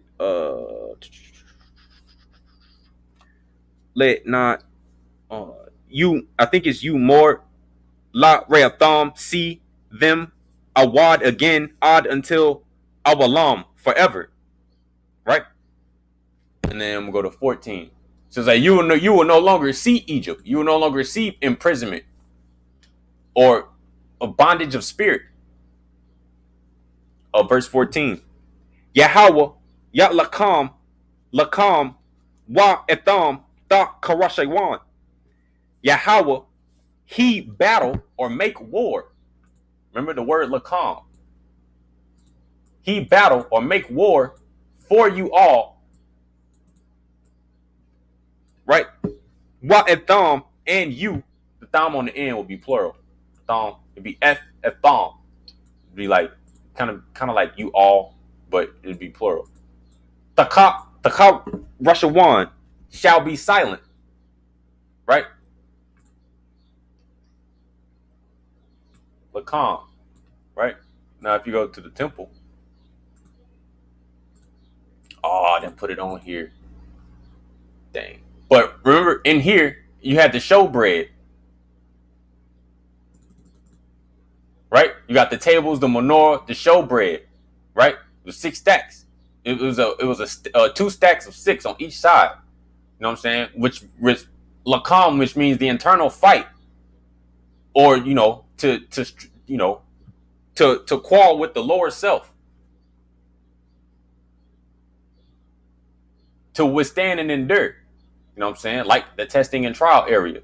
But it's to fight off impurities or to fight off vexation of spirit or mind or heart.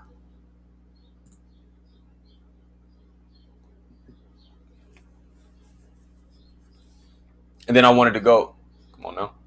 I wanted to go to back to Exodus 3.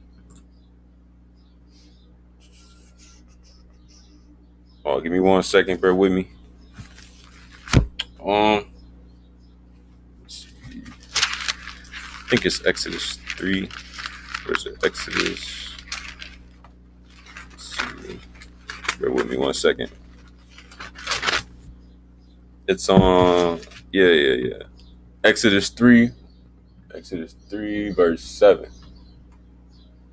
I'm gonna pass it off to the next brother. It says, and Yahweh said, I have surely seen the affliction of my people who are in Egypt, and I have heard their cry because of their slave masters or their taskmasters, for I know their pains. I have descended to rescue them from the hands of the Egyptians and to bring them up from that land to a good and spacious land, to a land flowing with milk and honey, to the place of the Canaanites, the Hittites, the Amorites, the Perizzites, the Hivites, and the Jebusites. And now behold, the cry of the children of Israel has come to me, and I have also seen the oppression that the Egyptians are oppressing them. Right? And remember, taskmasters, it means, oppressor or to pay taxes to. For I know their pains. I want to do verse 8 though. Um, verse 8. It says,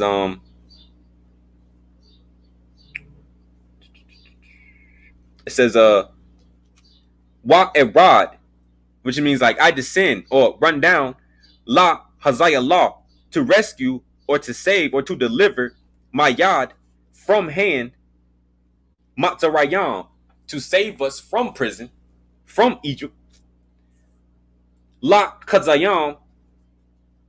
Wait, I lost my place. Matzarayam, wa hala'atha, and to ascend or to carry up or to rise up, man, from ha erots, the land, ha hawe, that, el to erots, land, tawaba, good, wa rakaba, which is like width or wideness or large or spacious or like, understanding, you know what I'm saying? Width, you know what I'm saying? You got height, length, and width. You know what I'm saying? The height will be like knowledge. You know what I'm saying? It says the beginning of knowledge is the fear of Yahweh, right? You got knowledge, and then you got length, which will be wisdom. You know what I'm saying? The mother, reflection, contemplation, and then you have understanding, which would be like, the mind state or the land of Yasha'el.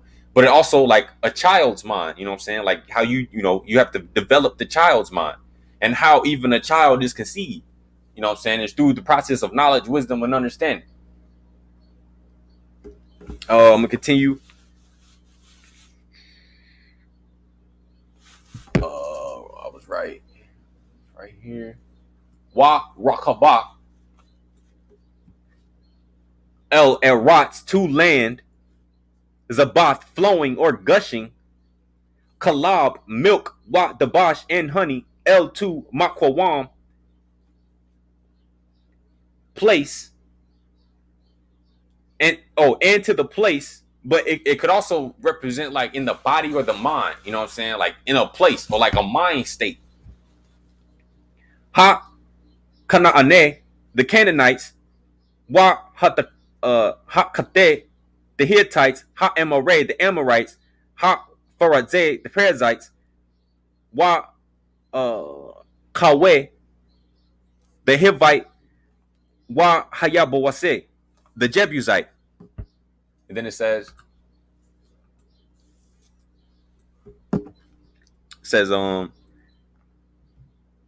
and now behold, the outcry of the children of Israel has come to me, and I have also seen the oppression with which the Egyptians oppressed them. Verse 9 says, Wa'atha. Wa'atha, and now, Hana, behold, the Aquath. Hold on, give me 1 second. Za'ak means to cry or to cry aloud. Baneh, children. Yasha'el,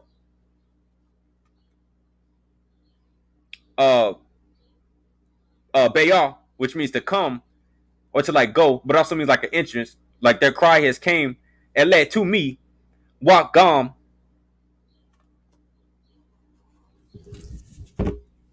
Salat.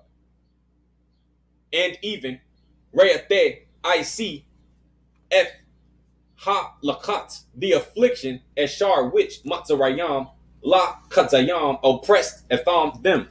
Right? Which the Egyptians oppressed them with harsh labor. You know what I'm saying? Or vexation of spirit. Now I want to go to, it said in the land, it was the Canaanites, Jebusites, Hittites, the Amorites, the Hittites, right? Now, when you come to the land, like like, you know what I'm saying, the giants, you had to overcome them. It would be, the internal fight, right? You got the Canaanite, which is, Kana'aneh or Kana'ah, which means to humble self or to bring down, low, subdue, vanquish, humiliate, or bend a knee, right? Or to humble yourself, you know what I'm saying? To overcome, arrogance and hard-hearted and stiff-necked, right? Kate, which is the Hittites, means to be crushed, afraid, feared, terror, broken, dismayed, dread, feared.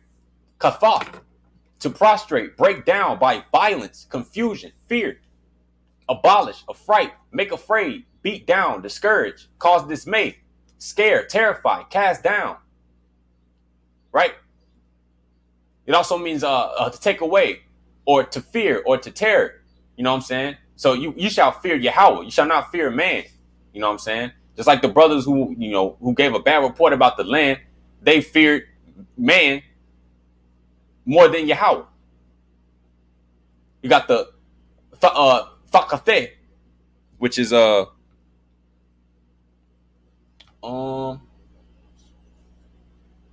from Kate. But Fakate also, or Thakath, also means lowermost depths, the pit or womb, lowest parts, neither part, right? And coming into the land, you shall be born again. You know what I'm saying? To be reborn. Mind and spirit, to be refined. You got the Amorites, Amoreh, or Mareh, or Marah, or Mareh, or Marayah, which means bitterness, rebellion, bitter, rebellious, be bitter, provocation, disobedient, disobey, provoke, rebel, trouble, grief, unpleasant, grossness, to rebel, as maltreating with arrogance, be filthy, right? Right. You have to overcome the uncleanliness of the lower self. You know what I'm saying? To elevate the lakam, the inward fight. You got the farazeh, which means like an open country or like a rustic village, but it means no fortification or unwalled. You know what I'm saying? It's like no refuge, which our refuge is Yahweh. You got farar, which means to violate, to break up, frustrate, make void, to disappoint, right? The Jebusite, or the Hivite, the Kawa of the Kawa, or Kawe, villager, right? It also means to pierce, or thorn, bramble, thistle, thorn, a dell, a crevice, or a thicket of thorn, something pierced, uncomfortable. You right? And Yahweh is bringing us to a land of peace, a peaceable mind state of shalom, or shalamah, or shalom. Yababa said, or Yabawas, which means trodden, or like a threshing place. Bawas, which means to trample, or to loathe, or to tread down underfoot, or be polluted. You know what I'm saying? So the nations that are there are aspects of the lower self that you have to overcome, right? Now, when coming to a land flowing with milk and honey, Allah, right? Allah, which means to ascend or be high, to lift up self, as going up in smoke, as a burnt offering, right? To to elevate yourself, to put yourself on that altar. Leaf, foliage, branch, a step as ascending, going upward, striving upward. You got zabat, to overflow, or to gush out, or to have an abundance. You got Zal, which is brightness, as prominent, you know what I'm saying? To enlightenment. You got Kalab, which is the richest, or the choicest, the choicest part, best, finest, also means milk. Right? You got the Bosh, which is honey, or stickiness, right? The milk, when the baby is in the mother milk, it helps develop the brain, or you know what I'm saying, it helps develop the functions of the brain, you know what I'm saying? And then the Bosh also, is healing, to restore, to repair, or to be revived, right? To be refreshed or new. Rakab, to be broadened, enlarged, width, wide, like understanding, largeness, roomy in every direction, right? So the mind state of milk and honey, you know what I'm saying, or healing, or to repair the inward man, or the broken spirit. And then I just got a few more verses. I'll go to Jeremiah real quick. Excuse me. Give me 1 second.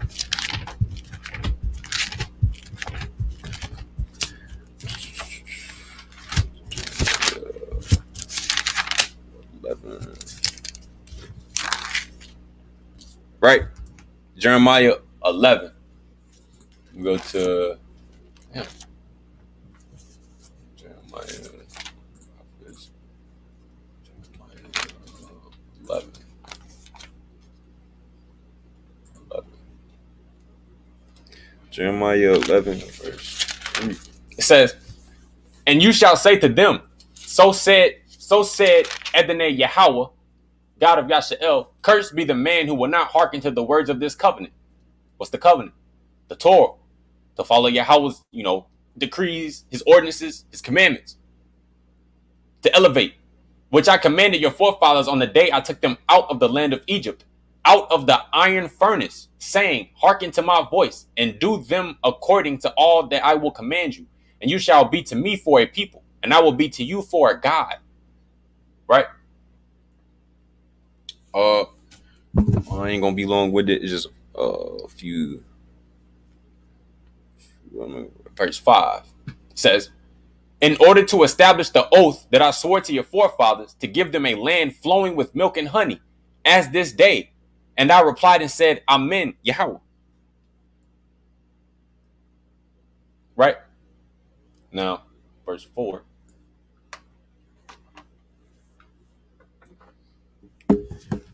Verse 4, it says, Eshar that Zawayate I commanded Eth with Ebawatayakam, you all's forefathers, by Yawam on day, Hawat Zayat, Hawat Zayat A, Hawat Zayat 8, to bring out Ewatham, them, Ma Erats from land, Matzarayam, Egypt, or prison, or confinement, Makawar, which also means like a furnace, or like a pot, Ha Barazal, iron, which is a low profane metal, La Emar, saying, Shama Ah, heed, listen, or hear, Ba Kwawal, with in my voice, or with my voice, Wa Ashayatham, and do or make or perform Ewatham them, Kakal, like all Eshar, which at Zawal I command at the calm you all, Ha Salat,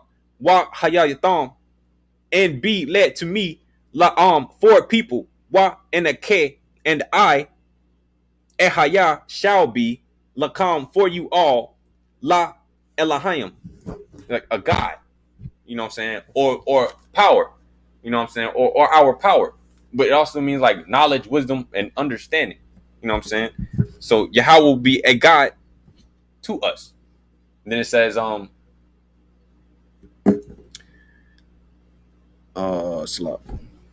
verse 5, also lot, but I wanted to get the iron furnace, which is Makawar Ha Barazal, the iron furnace, you know what I'm saying, which means refinement or burning off the impurities of Egypt, you know what I'm saying, not bringing them into the land flowing with milk and honey, you know what I'm saying, to work on yourself and to lift yourself up and to elevate from stupidity, from your oppressors, from wanting to be a slave to your oppressors. But with that, I'll pass it off to the next brother.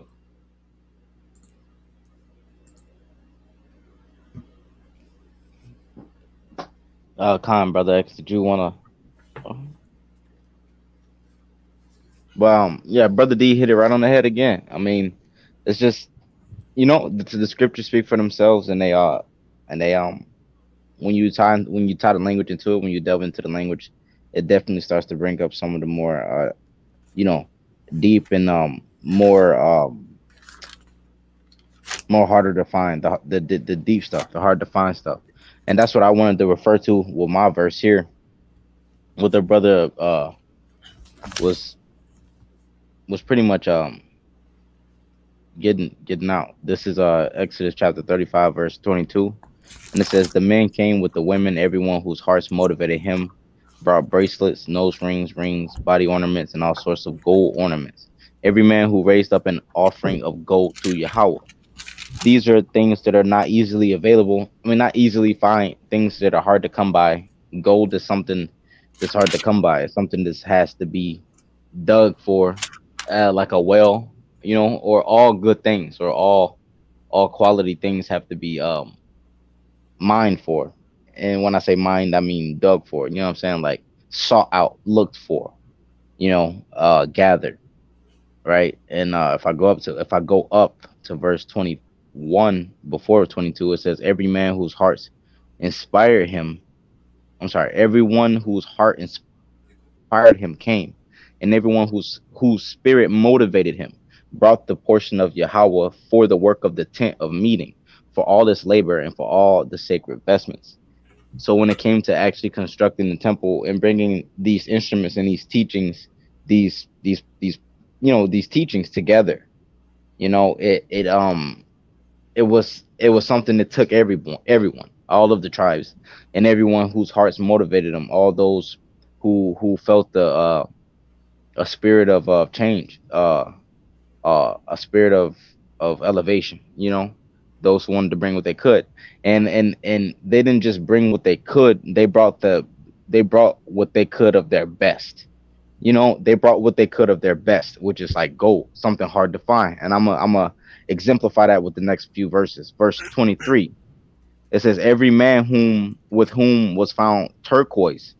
That's a real hard thing to come by. Turquoise, purple, and scarlet wool. You know what I'm saying? These are like fine wools. You know what I'm saying? It costs money, and back in the day, it was real rare to dye wools. Not rare, but it was like, um, it cost money. You know what I'm saying? It took valuable resources to dye wool. And then it says linen and goat's hair, red dyed ram skins, and tashak skins brought them, right. Every man who separated a portion of silver or copper brought it as a portion for Yahweh, and everyone with whom there was an acacia wood, sorry, for any work of the labor brought it. You know what I'm saying? All these things are like quality items from their respective classes, like wood. It wasn't just not regular wood, but it wasn't just like any old wood. It was acacia wood, which is a wood known for being strong in this structure. You know, what else? It says they had brought copper, silver. These are also things that are hard to find. Yes, copper is the most profane of the metals, but what I'm saying, go find a copper mine. What I'm saying, go find a vein of copper. Just go find one. What I'm saying, I'm telling you, the day you find a copper vein is the moment you become a millionaire and a rich. What I'm saying? It's kind of Hey, like kind of striking cut you. oil, Oh, my bad, because brother. I ain't it's cut you up. even though it's copper, even though it's the most profane of metals, it's still one of the most widely used metals. Copper has many different properties. What were you saying, brother? Now I was gonna say the word for copper too is nakash, which also means it also means to like learn by experience. You know what I'm saying?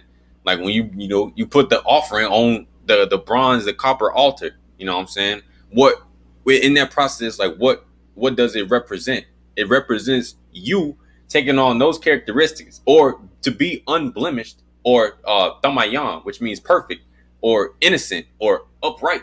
You know what I'm saying? You take on those characteristics. You sprinkle the blood around the altar. You know what I'm saying? Dama, which means similitude or likeness. You know what I'm saying? It's a sweet smelling aroma to Yahweh when you offer your mind, your heart, and your soul to Yahweh. You know what I'm saying? It's your prayer. You know what I'm saying? Your drive, your motivation. You know what I'm saying? Your inspiration of free will offering. And I had a verse after you, brother. Khan. So every man who separated a portion of silver or copper brought it as a portion for Yahweh, and everyone whom there was acacia wood for any work of the labor brought it. Every wise-hearted woman spun with her hands, and they brought the spun yarn of turquoise, purple, and scarlet wool, and the linen. All the women whose hearts inspired them with wisdom spun the goat's hair. Right?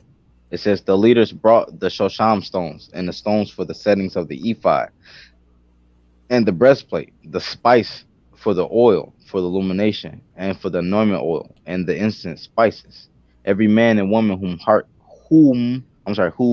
heart motivated them to bring for any of the work that Yahweh commanded to make through Moses.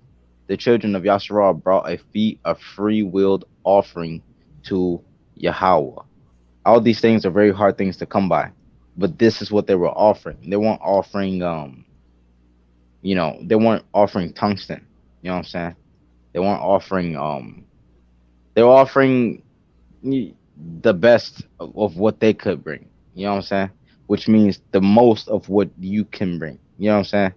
It's like everyone brought their choices, elements that they could muster, which is like the righteous qualities in themselves that they could bring out and bring into the light. The righteous, or quote unquote, the holy things that they can establish in themselves, that they can bring forth, that they can offer. You know what I'm saying? Everyone's got like quote unquote baggage. You know what I'm saying? Like when you find gold, it isn't like pure. You have it's like impurities with it. You know what I'm saying? So we all have good qualities and we all have bad qualities. The idea is to take from this understanding, right? To do what we can to burn off the bad qualities, to purify ourselves and create and make ourselves more whole. So we got to stop being, wishy-washy, two-sided, hypocritical. We got to be more pure. You know what I mean? We got to be more pure. So uh basically, I guess in conclusion with that verse, I'm gonna go over to um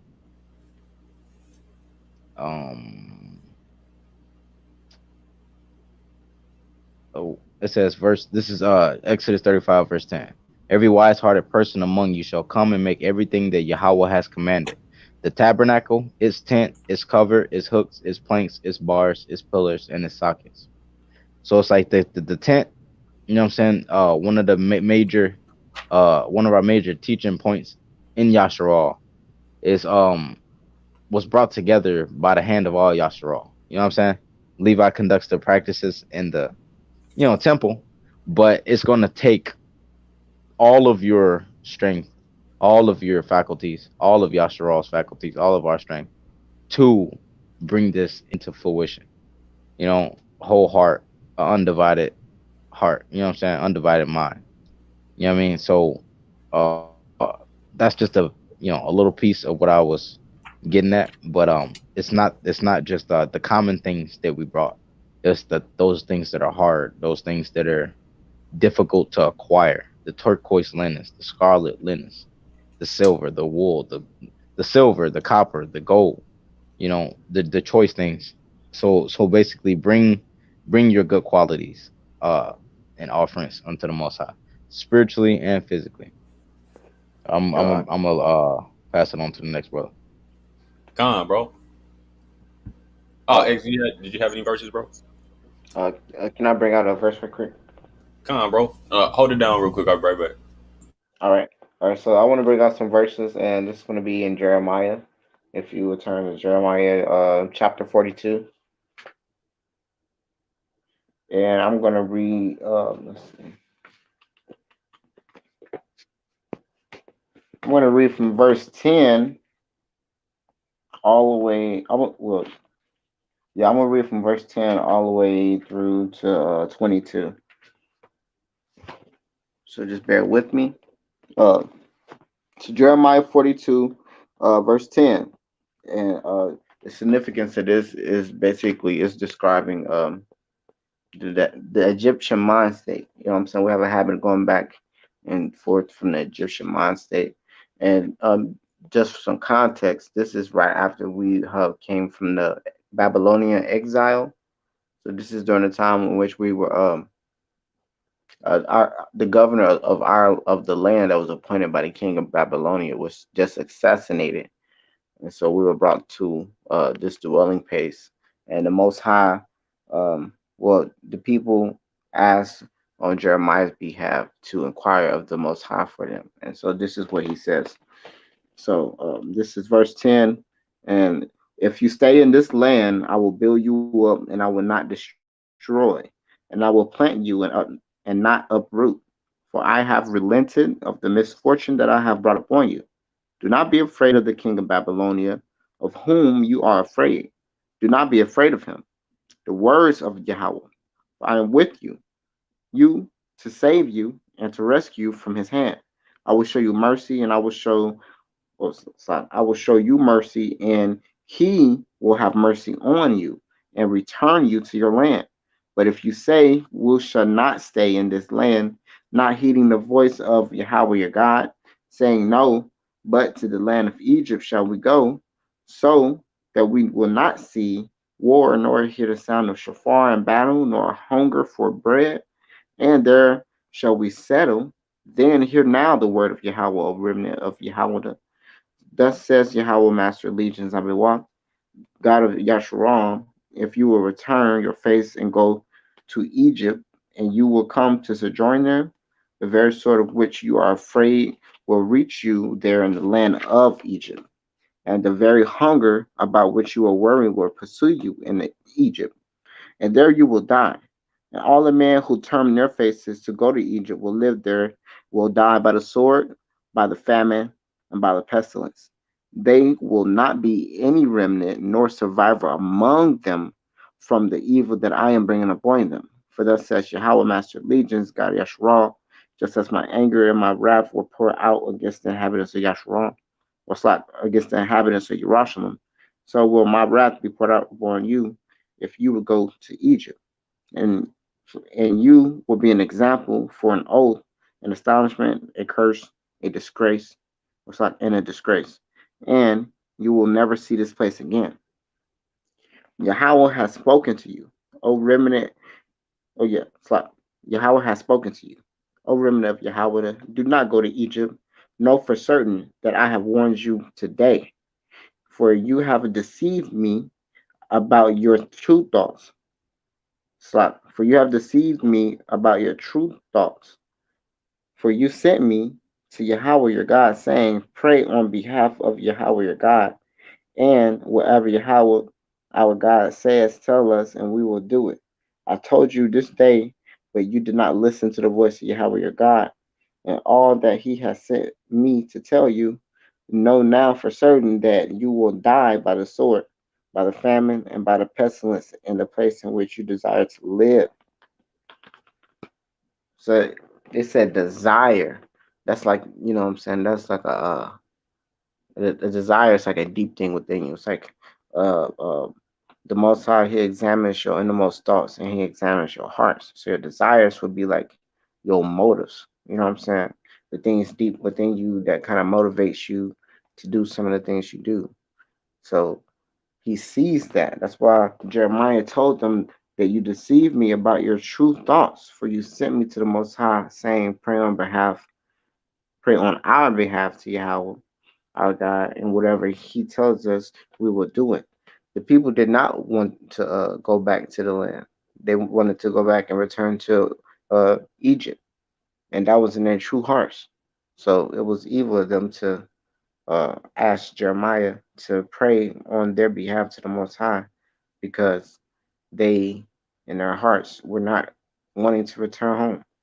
And he warned them. He said, know this for certain. I warned you today. So it's like that's the last rebuke they get before they try to go back. And not everybody obviously goes back, but that's the warning for the ones who do. So that's the end of the verse that I have pretty much. Uh, like get back to the next brother. Con, bro. No, I was just saying, kind, bro. That's completely true because the people like our people are deceitful. You know what I'm saying? Because when you come into this truth, sometimes it may, well, for some people, it was brought to their attention by the camps. You know what I'm saying? And then they're teaching you that you yes are all, but they're flipping it around and trying to get that spiritual energy to be like, funnel the channel back to like, what I'm saying, idols. And it's like that's giving our people a false ideology. So it's like, it's like they desire in their hearts to turn back to Egypt. So they just hearken unto what is being told to them when it comes to that doctrine, rather than necessarily take the steps to figure out what's right. And they end up falling right back into that type of mindset. You know what I'm saying? Even with the people when they came right out of Egypt back in the day, you know what I'm saying? They desire to go back. You know, Con, I got a verse real quick. It's Jeremiah 11. We start at verse 6. Yahweh then said to me, proclaim all these words in the cities of Judah and in the streets of Jerusalem, saying, hear the words of this covenant and fulfill them. For I have repeatedly warned your forefathers on the day I brought them up from the land of Egypt until this very day, arising early and warning them, saying, listen to my voice. But they did not listen and did not incline their ear. And each man went after the vision of his evil heart. So I brought upon them all the words of this covenant that I commanded them to fulfill, but they did not fulfill. You know what I'm saying? So they, they went on their own heart's desires and their own counsel, you know what I'm saying? Which would be one to go back to Egypt, you know what I'm saying? Looking to Assyria for help, you know what I'm saying? Looking to any other nation for help, you know what I'm saying? Instead of seeking out Yahweh. And I had another verse too. This is one of my favorite scriptures. Go to Salak. Let me screen share real quick. I ain't gonna be long winded. Oh, I ain't want no video. Ain't want to be long winded. We can go ahead and wrap up here soon. I did want to bring out the shock offering in Ezekiel 43.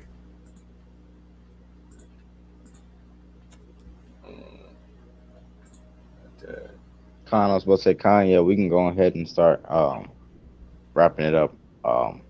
So whenever you want to get those verses. I got you. Exodus chapter 25. It's one of my favorite scriptures.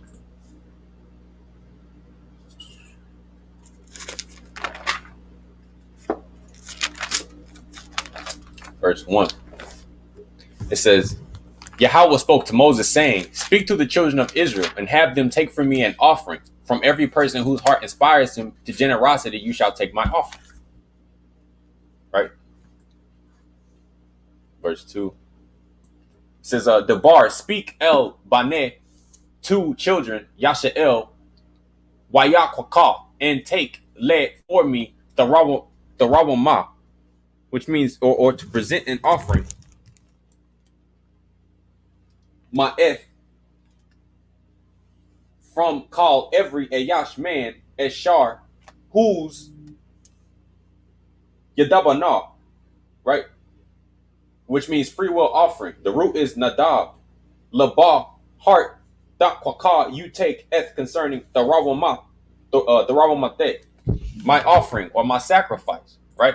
But this word right here, it will be Nadab, but it means free will offering or voluntary, right?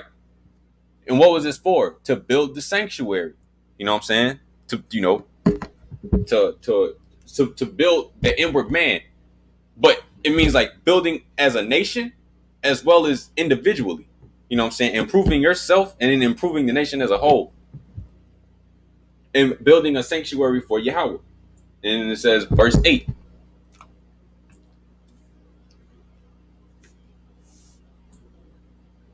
Actually, verse 8 and 9. And they shall make me a sanctuary, and I will dwell in their midst, according to all that I show you. The pattern of the Mashakan and the pattern of all its vessels, so shall you do. Verse 8. Wa'ashah, and they make let for me, Ma Kodash, with holiness, or set apart, or consecrated. Wa Shakanate, I think it's I dwell. Give me 1 second. Verse 8. Yeah, I rest or abide or remain Batawakam among them. Right? Or in their midst. It says, like everything that I show you, the form of the tabernacle and the form of all its vessels, so shall you do. But verse 9. Kakal, like all, Ashar that, and then I, Mareya, show, Ewathak you, F with the Banayah, structure, form, or pattern, Ha Mashakan, the tabernacle or temple, Wa'eth, concerning the Banayah, structure or form or building, Kal all Kalayah, vessels or apparatuses or utensils, Wakan, and so Ta'ashah, you do, or observe, or make, or to perform, or practice. Right? And remember Thaban, right? Thaban. It's also or Thabawan, which means intelligence. right? Reason, you know what I'm saying? Skillful, right? The tabernacle, which is also a representation of you, the inward man, right? Where is it? I don't have a picture of the tabernacle, but it's the temple. Hey, brother. I just want to let you know. X say him and Navanya in the back chat. Oh, okay. Give me 1 second. Oh, General Avanya says device is not connected. It won't let me add you. You might need to back out and then come back in.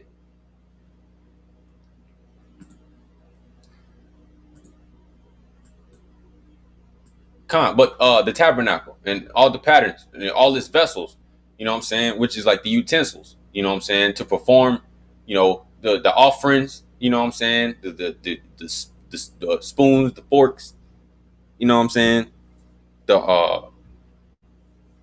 the shovel, to remove the ashes, like to keep maintenance on the tabernacle or the work. And then I keep doing it. I wanted to go to the Fashak offering.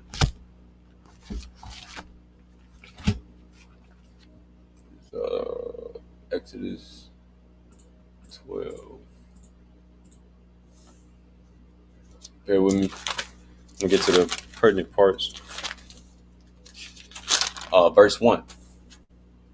Actually, I'm going to start at verse 1. It says, Yahweh spoke to Moses and Aaron in the land of Egypt, saying, This month shall be for you the head of months. To you it shall be the first of the months of the year. Right? Shall be the first resh, which means the head or the top or the first or the beginning.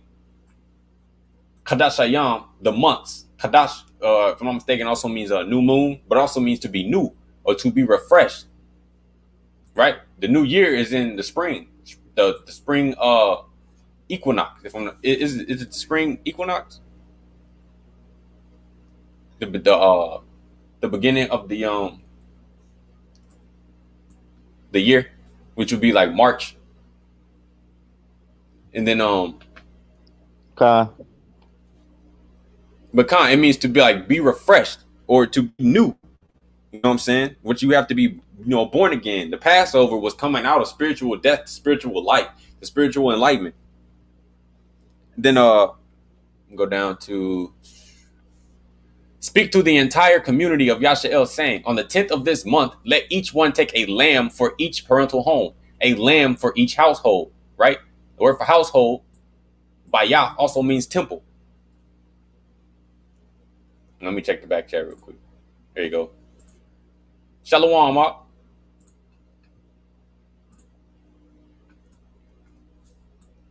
Shalom, everybody. I didn't know I was in the show just yet. I was just waiting. It's all good, bro. How you been, man? Man, hey, just day to day, man. Praise Yahweh day and night, man. Just day to day, just looking at the stuff going on, man. Come. You know what I'm saying? Yahweh God. Straight up. There's a whole Shalom, brother, man. Yeah, shalom, everybody. Like I said, man, sorry for my lateness, man, having technical difficulties, and then had a lot of little stuff going on today, and it seems like whenever I try to get on, like it's like I'm telling y'all, it just starts to kill my phone. But it is what it is. And I hear you, man. YouTube whack, like straight up, bro. I mean, it's been whack because it's just like, I ain't trying to be fun to toot no horn. I'm gonna just clearly say it like this: if they haven't been flagging you, I mean, ultimately, Yahweh's the judge of all things, but telling you, bro, like if they haven't already kind of been on you like that, I ain't gonna say your doctrine is false, but whatever you saying ain't present some kind of threat, Nah, that's true. You know what I'm saying? Like Judah just got a strike on his channel. You know what I'm saying? From the last 2 videos he posted, but these camps, ain't nobody flagging that stuff. It ain't just camps. It's some of these cats who be. All right, bro. It's some of these people who be coming on TKR. Some of these same usual COINTEL people who in the Israelite community.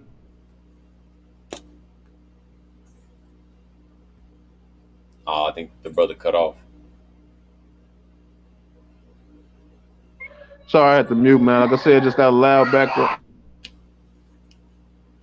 And Kano, like for real, it's like niggas like nigga Umar Johnson talking about chakras and shit. Like, bruh, like, come on, man. Like you trying to tell, you know what I'm saying, the Israelite man to go after some chakra Hinduism, Kabbalah, Kundalini spirit worship. Like, bro, like it's so many dudes out here that just like teaching falsehood and like spreading like just stupidity. You know what I'm saying? That's why we saying like our people are still in Egypt, like straight up. And then you got like you know what I'm saying, we still killing each other every day. You know what I'm saying? We killing ourselves by taking this vaccine because we want some free burgers and some fries, some free weed, some free beer. You know what I'm saying? And like, bro, like it's just crazy. I do want to finish this real quick though. It says a lamb for each household, right? Lambs, Shah, La Bayah, right? For each household. Bayath also means temple, right? The lamb, you know, is offered up on the bronze altar, right? Right? But it's like a representation of you. It had to be unblemished. It says, but if the household is too small for a lamb, then he and his neighbor who is nearest to his house shall take one according to the number of people. Each one according to the one's ability to eat shall you be counted for the lamb. Right? It says, you shall have a perfect male lamb in its first year. You may take it either from the sheep or from the goats. Right? Shah actually means like flock. It can mean like sheep or goats. Right? It says, Tamayam, shot from the flock or sheep or goats. Tamayam, perfect or innocent or unblemished. Zakar, male. Bond, Shanab, is in its first year. Right? And it says, you shall keep it for inspection until the 14th day of this month, and the entire congregation of the community of Yashael shall slaughter it in the afternoon. Right?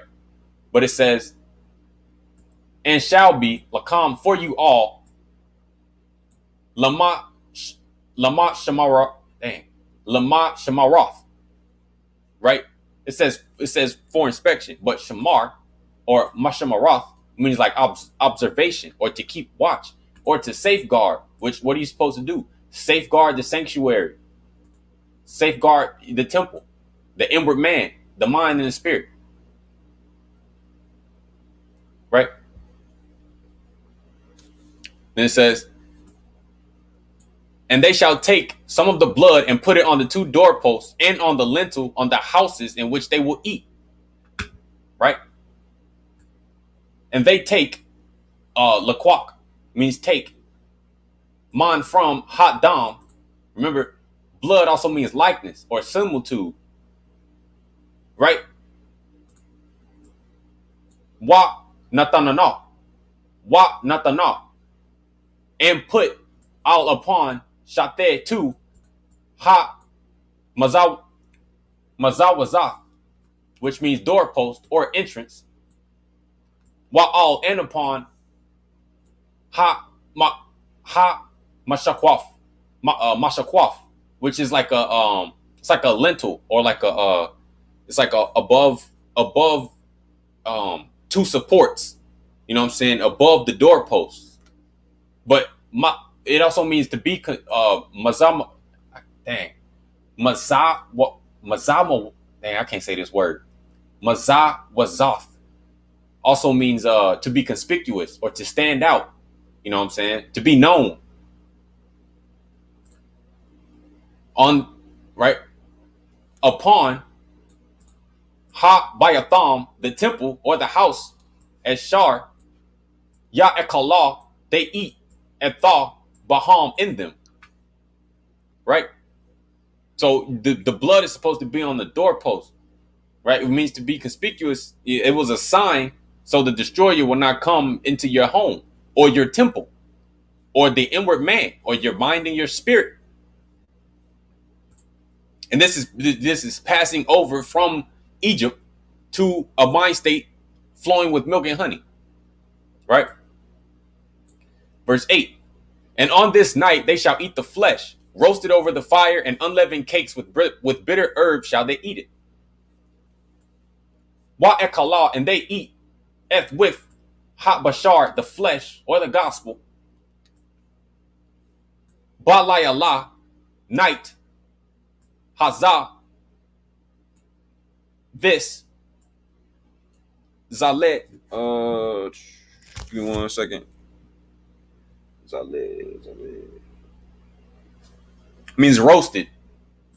Zalet esh, roasted over fire, or roasted in fire. Wa matzawath, al mawarayam, ya ekalaha. Right? Matzawath is matzos, but also means to quarrel, to strife, or to debate with mawarayam. Right? Remember marar, which means bitter or rebellious, right? To strive against rebellion, to cause content, you know what I'm saying? To quarrel with rebellion. Give me 1 second. Right? To quarrel with vexation of spirit, to be grieved or provoked, trouble, disobedient, right?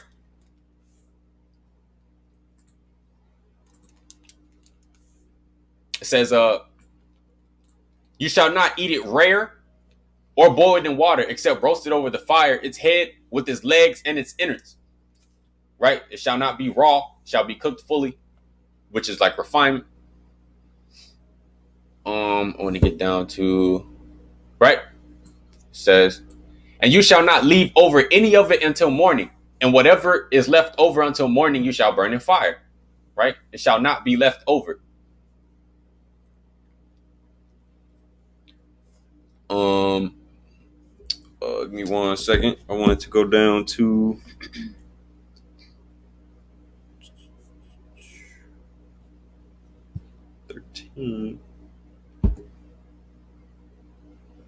13 says, and the blood will be for you a sign upon the houses where you will be, or temples, or inward man, where you will be, and I will see the blood and skip over you, and there will be no plague to destroy you when I smite the people of the land of Egypt. Right?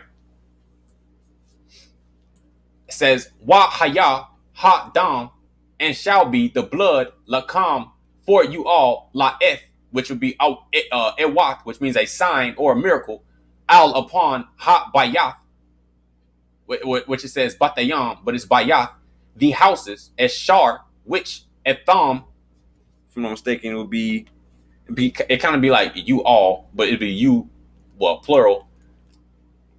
Sham there, wa reate, I see eth concerning the blood, wa fasakate, and pass over, alakam, you all, wa le, yahaya, and not be, become,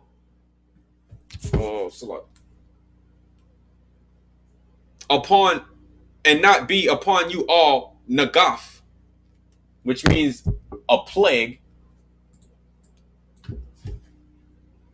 It means a plague, but it also means to stumble.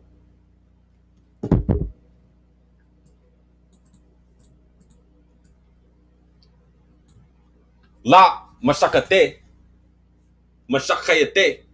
Wait, actually, it's la mashakayath. Salah. I lost my place. Mashakayath, for destruction or corruption, ba hakate, strike or smite, ba erots in land, matzarayam, or prison. Right? So it says the blood will be a sign to see if you have those qualities of the clean animal, to see if you're unblemished. Right? You will pass over you, and there will be no plague or stumbling block to destroy you when I smite the people of the land of Egypt. And I wanted to go to, just bear with me.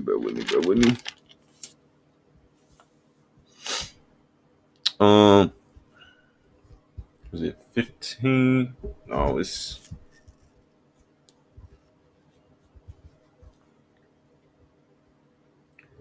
give me 1 second, bear with me.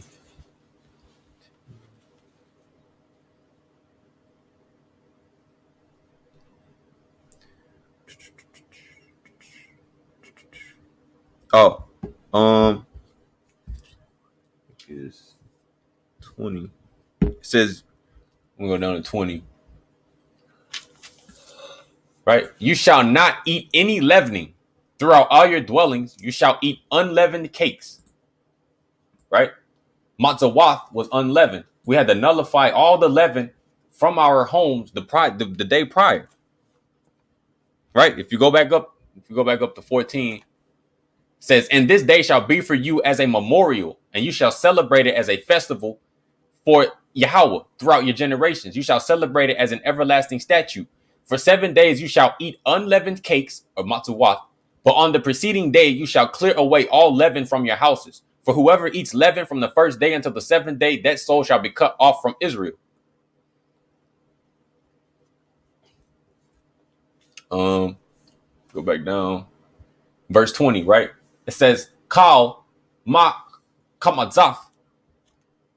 All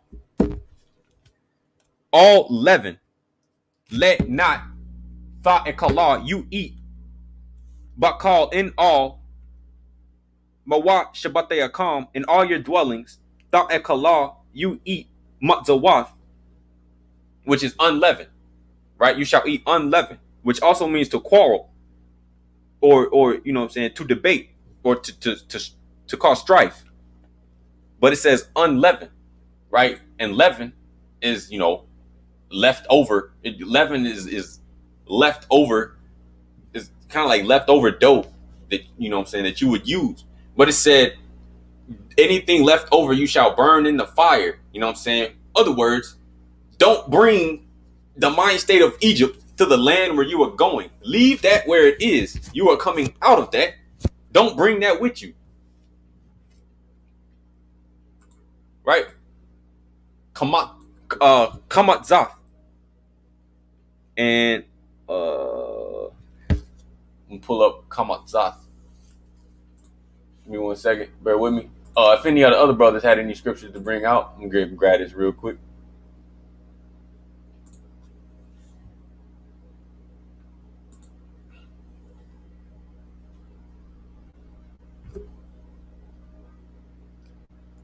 I just want to show y'all this real quick. See if I can find it.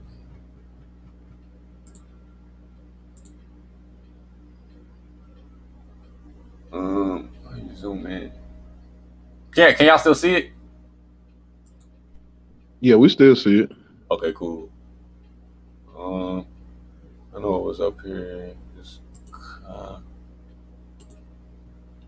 on.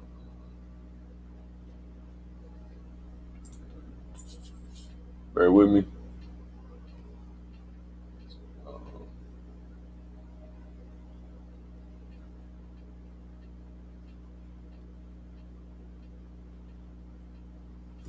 It's strong. 2,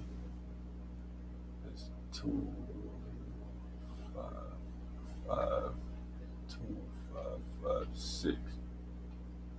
Kamat. Right? Kamat. To be pungent in taste, sour, fermented, harsh, cruel, a cruel man, died, be grieved, leavened. To ferment, extortion, leaven, leavened bread or leftover bread, vinegar, right? Kamats, kamawats, be violent, a robber or oppressed. So leave that in Egypt. Don't bring that with you into the land of flowing with milk and honey. It's a peaceable mind state, not of harshness or grievance.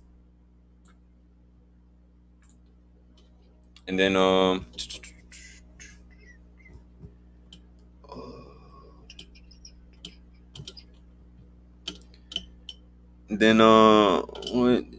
think that's about it. I I think that's about it. And then I just want to touch on one more thing. Brother Vine, to bring out. Bro, I try my background. My kid is too loud right now, bro. That's why I'm just sitting here, bro. Y'all keep going though, bro.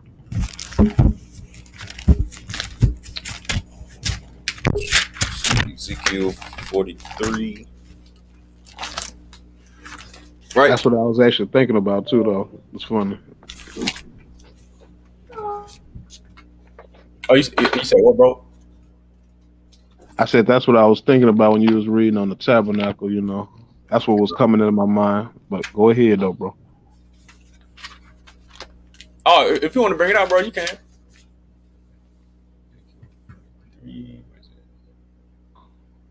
Now go. That's what they go ahead, bro.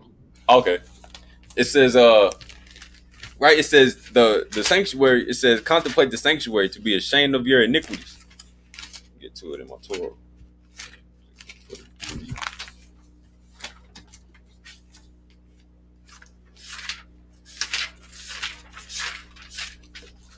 Bear with me.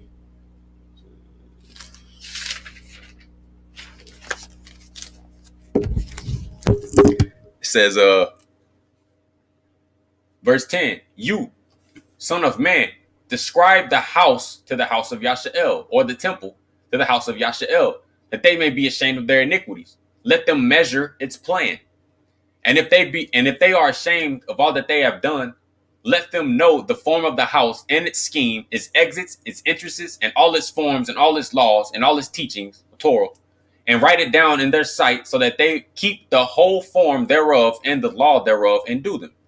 Verse 12, this is the teaching of the house upon the top of the mountain. All its boundary round shall be most holy. Behold, this is the teaching of the temple.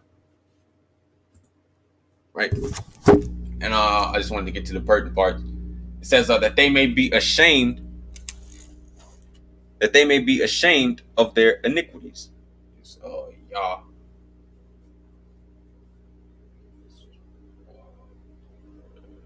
Verse 10.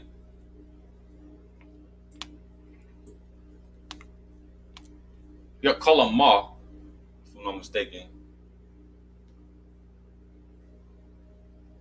But it also means that they be ashamed. It also means to be able or to overcome or to prevail over. Right? It also means like to taunt or an insult, but it means to be like to prevail, you know what I'm saying, or to prevail over, which the higher call, the holy place of the sanctuary. And then it says the awana wata yaham.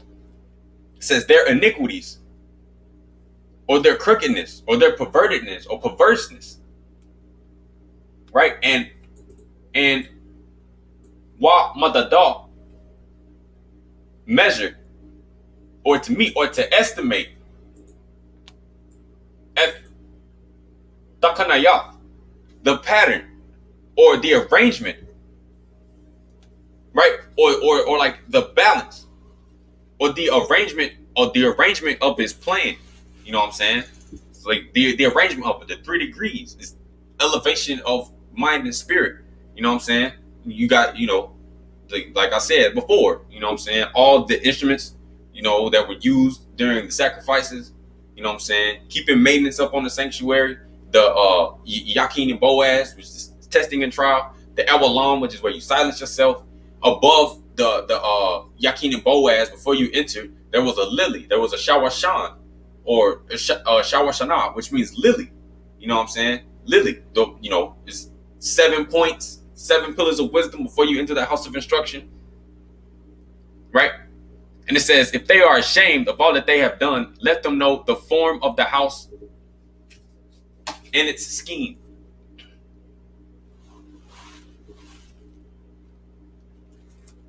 It says, Wa'am, and if Nakalama, they be ashamed.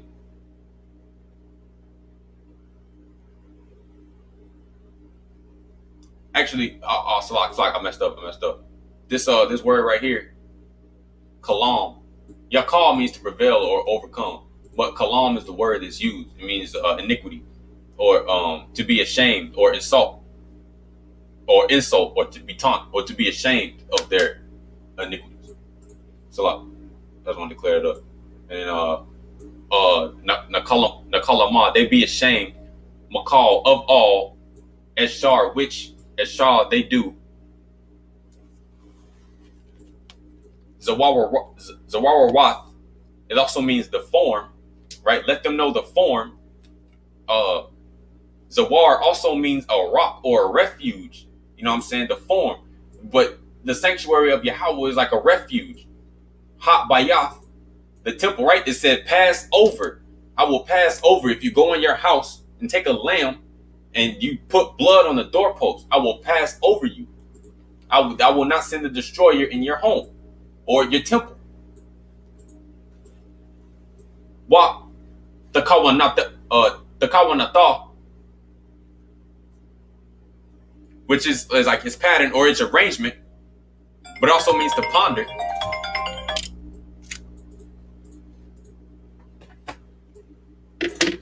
Wa mawat zayah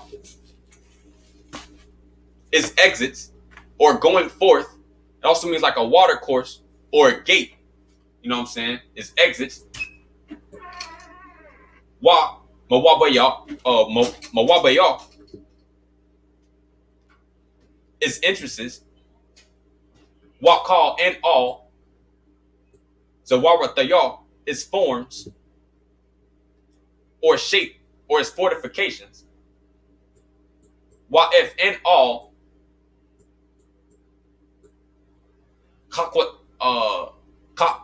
Kakwataya. It's an appointment. It's decree. It also means like thought or kakwak. You know what I'm saying? It's custom. But it also means to measure. Kind of like breathing or to cogitate. What call? Dang, man, why keep doing that? Zawara its forms. What call? Tharawataya, its Torah or its teaching or instruction. Hawat da'ah,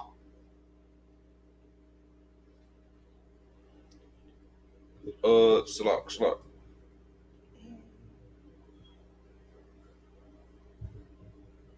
All his teachings, uniforms, still.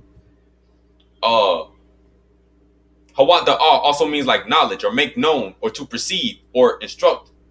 And watham them, wa katab and right, la ayana yaham, like before their eyes. Wayashamara, and observe or safeguard or to hedge about. F concerning call all or whole. Zawarataya, refuge or form. Wa eth ka all kakwataya. It's like it's set time or customs or decrees. Wa eshah, and fulfill. And watham them. You know what I'm saying? So it's like contemplating within the sanctuary. You know what I'm saying? To be ashamed of your iniquities. And it says, this is the teaching of the house. This Tharawath teaching, Hatbayah, the house, upon all Resh, the top or the head, Hahar, the mountain, which is also conception or to conceive of thought. Call Gabalah. Give me 1 second. Gabalah is border. Sabayab all around. Sabayab all around. Quadash, holy. Qadashayam, most holy.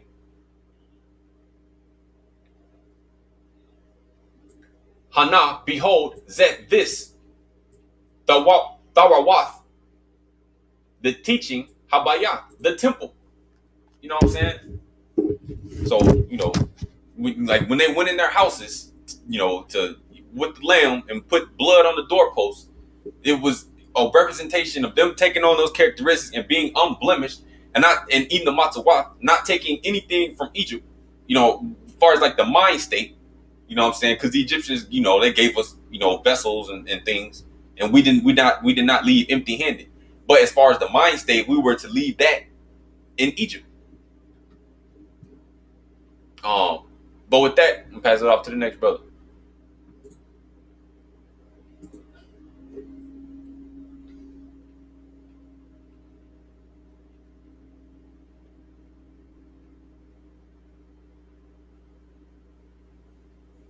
Oh, hello. Shalom, bro. You know what? To tell you the truth, I don't even know what the topic was because I just.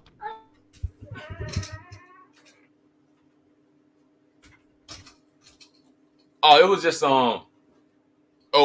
we was gonna do compassion of the prophets and then like self-sacrifice, but we more so been talking about self-sacrifice and like coming out of Egypt and going to the land of Yashael, you know what I'm saying, the land of mountains and valleys, of streams, the early and the late rains, you know what I'm saying. The early rains is the Yara, which is teachings, you know what I'm saying. They dropped off.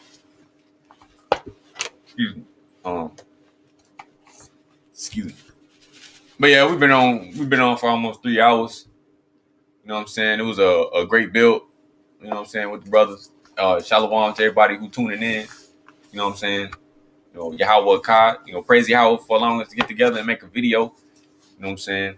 And put some positivity out there and teachings for the mind amongst all the stupid shit that I've been seeing. You know what I'm saying? As far as with the vaccine, people telling out people to go to Hinduism and Kabbalah and, you know what I'm saying, be Kemet and, you know what I'm saying, be Egyptians and all this stupid shit. And I'm like, yo, bro. Yo, Z, it says device is not connected. But I did want to show this though. Right? Our people still in Egypt. They want that damn vaccine, right? They incentivizing your ass. Just look at hold on, wait. Let me go ahead and oh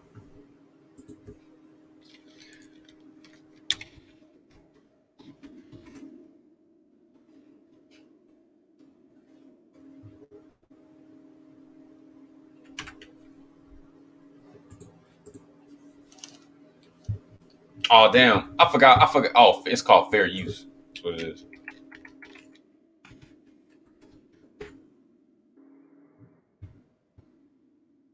Damn, they ain't got shit up here where I can use this mug. Alright, we're just gonna use this one.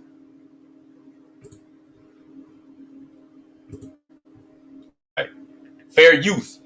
Federal law allows citizens to reproduce, distribute, or exhibit portions of copyrighted motion pictures, videotapes, or video discs under certain circumstances without authorization of the copyright holder.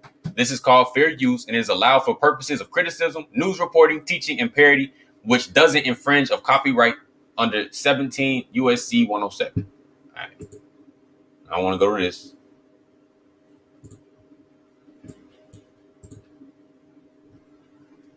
I don't even know if y'all gonna be able to hear it. Let me know if y'all can hear it or not.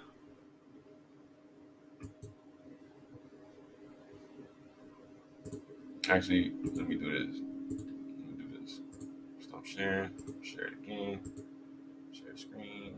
Share audio. Oh, everybody dropped off this mug.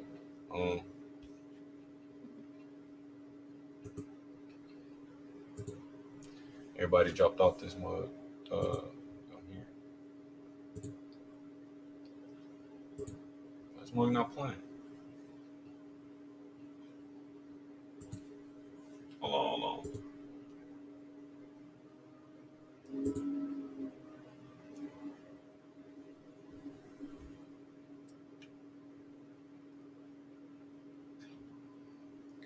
Why is mug not playing?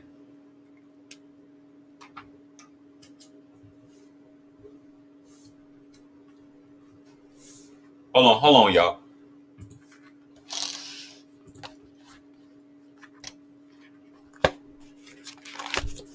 I'm gonna try this one.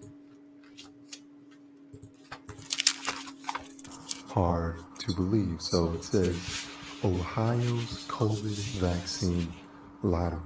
How to know if you are eligible to win $1 million.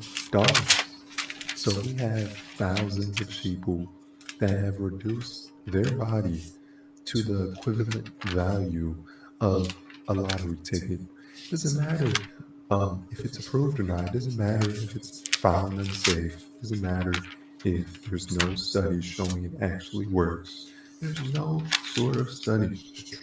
They're gonna give your ass $1 million. Vaccine lottery. Niggas gonna get the vaccine for $1 million. They gonna kill themselves for some damn money. Shit's crazy. Trust us. Trust the science. Trust the media. And take this vaccine, and we'll even pay you, potentially pay you to take it, and pay you to tell your friends to take it. So the fact is, this is a blatant means of control, and all the millions of morons that are taking a substance or a drug and putting it directly into their bloodstream. You need to understand that this is it's completely undeniable, the agenda at this point. If you don't think there's a small handful of people that run the world at this point, that Yeah, man, this shit is crazy. Like, bro, like, man, this shit is crazy, bro. I don't know why this one won't play. This shit was funny. This thing said, gonna give you fries and burgers if you get if you get a vaccine. Free fries and burgers. So you're gonna get something that kill you, and they're gonna get something, then they're gonna give you something that clog your arteries to kill you faster. Krispy Kreme donuts, fucking beer, niggas gonna be smoking weed. It's like, come on, bro. Like, bro, don't take that vaccine. Don't take it. Leave that shit where it's at. Nigga, I don't give a fuck about no Bill Gates. I don't care about no damn Dr. Fauci. I don't care about no fucking COVID shot. I don't care about none of that shit. Y'all can keep the test. I'm not taking this shit.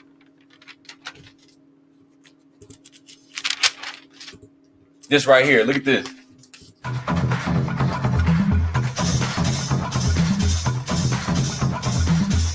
Us who still have a Hold on. Wait. all negative points and Oh, this ain't the video. submit and take the shot, This ain't the video. or are you driven by? But niggas is like, bro. Hold on.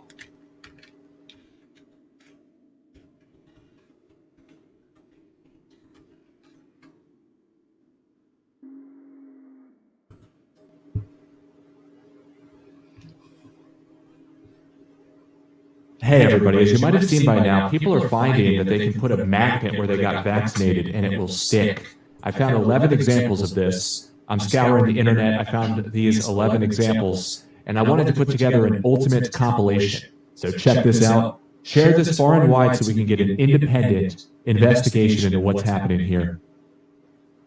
So come on, let's say it. I didn't believe it. You didn't believe me. That they are implanting you with microchips. It's Magnet. not a fucking microchip. Fucking It's not a magnet. It's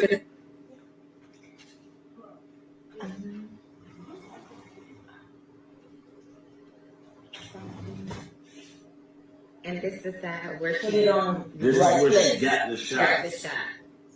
Right here, and it shows, and it shows. That would be the only reason why. Nigga. Bro. Bro. This shit is crazy. Y'all put that shit, bro. Nigga. Hell no. Fuck that. I ain't dealing with it. Nope.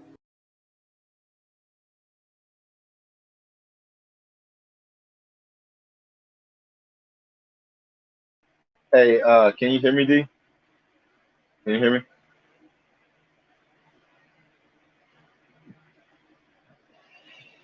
No, I'm talking. One second. Hey, Can you hear me, Shalom. D? Con. Shalom, my bad. Slot. Bro, did y'all hear me Uh, talking? It said my mic was muted. yeah. No, it's cool. We heard you the whole time. They was putting the magnets on them and they're sticking to where they got these damn shots. We Yeah, keep bro. telling y'all to leave this shit alone, but y'all don't want to listen. You know what I'm saying? Now I'm telling y'all gonna be straight up the damn X, man. Part of Professor Xavier's crew. Nigga gonna be going 14 arms and shit. Like, Right. come on now. Like, bro, Gonna have hold 14 on. eyes.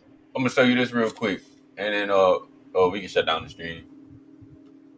Unless y'all other brothers had some verses to bring out. I just wanted to bring up this verse. Well, not this verse, this word, shortness. What do we cover in this word? Impatience, anguish, trouble, but impatience, right? Hasty. You see too many people around here are suffering from shortness of breath.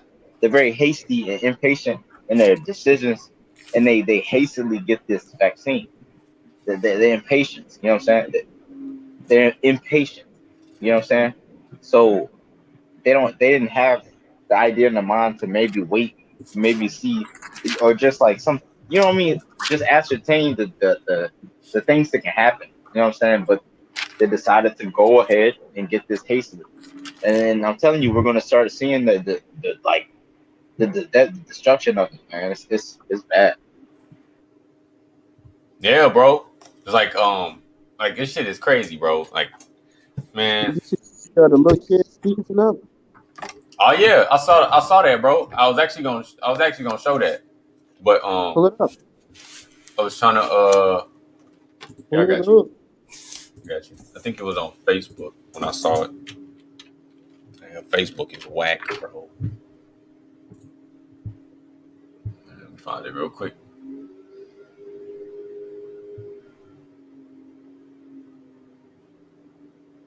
Uh, no, bear with me one second.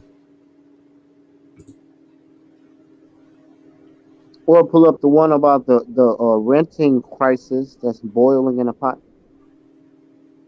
You said what, bro?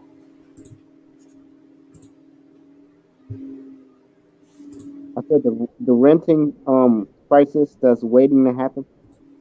Oh yeah, I got you. I'm trying to get. Oh, here it is. Where is it? Where is it? Where is it? Where is it? I thought I had it in here. I guess not.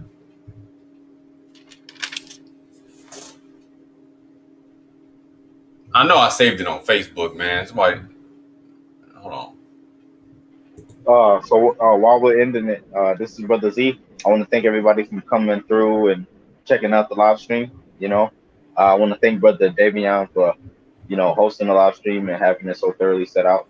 I want to thank everybody that came on, to give their verses. Brother X for giving out his verses and his explanation of our people's problems.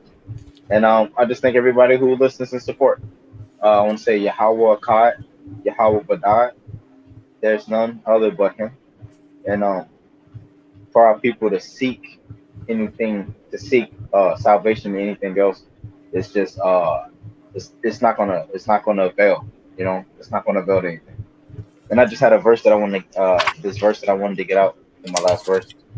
While Brother Davion's finding that, this is Deuteronomy chapter 7, verse 6. This is, for you are a holy people to Yahweh, your God. Yahweh, your God, has chosen you to be for him a treasured people above all the peoples that are on the face of the earth. Not because you are more numerous than all peoples did Yahweh desire you and choose you, for you are the fewest of all peoples. Rather because of Yahweh's love for you, and because he observes the oath that he swore to your forefathers, did he take you out with a strong hand and redeem you from the house of slavery, from the hand of Pharaoh, king of Egypt. You must know that Yahweh your God, he is the God, the faithful God, who safeguards the covenant and the kindness for those who love him and for those who observe his commandments for 1,000 generations. And he repays his enemies in his lifetime to make him perish. He shall not delay for his enemy. In his lifetime he shall repay him. You shall observe the commandments in the decrees and the ordinances that I command you today to perform them. And those are the words of Moses. So, shalom to all the people out of there. And, you know what I'm saying? Keep seeking the Most High with all your heart. And do what you can to try to help another brother and sister out there. And comment below. Leave comments. We love to hear from people. Anybody who has any questions, any inquiries, let us know. You know what I'm saying? So, shalom. Khan, brother. Yahweh Kai. Shalom. I'm gonna get out one more verse real quick. This in Jeremiah. This is Jeremiah.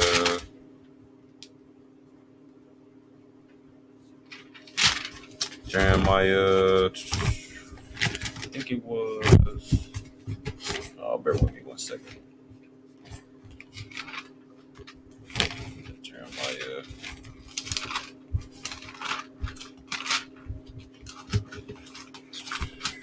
Oh, 1 second. 1 second. 1 second.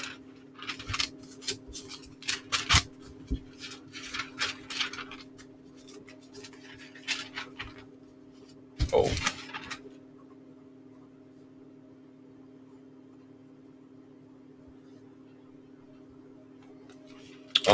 Actually, I got a couple verses. Hold on. Oh, brother X, if you had any verses to bring out, I'm trying to find this verse real quick. I had it bookmarked and I lost it. All right. Shalom, for the X. It's going to be my conclusion. It's going to be in Ezekiel. Gotta take them to Ezekiel. And then we're gonna read Ezekiel 3, and I'm gonna start at verse 1. So bear with me. Um,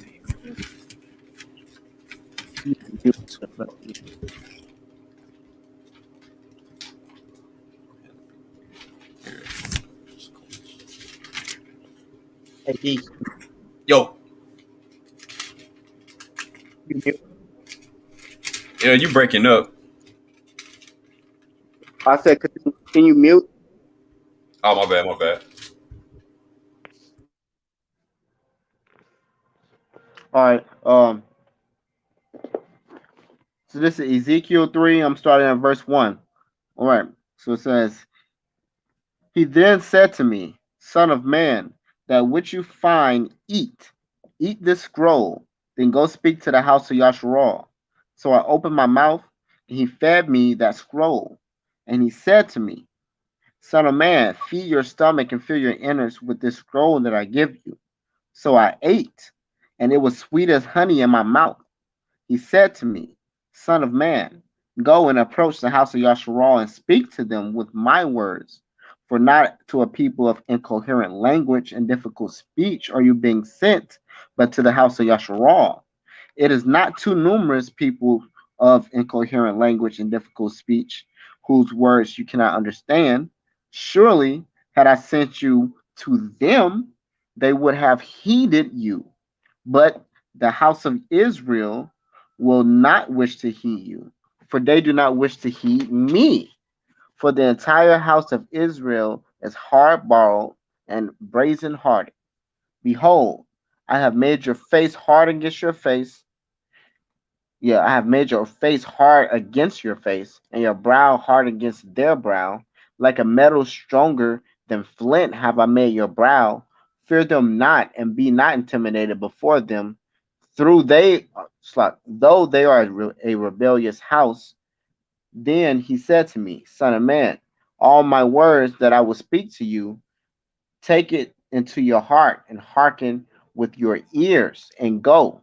Come to the exile, to the children of your people, and speak to them.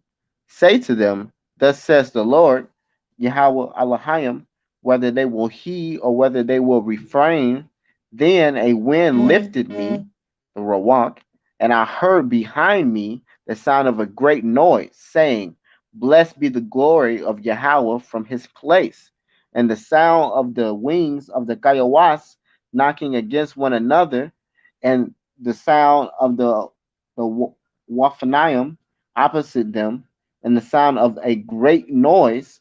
Thus a wind lifted me and took me, and I went into bitterness and the wrath of my spirit.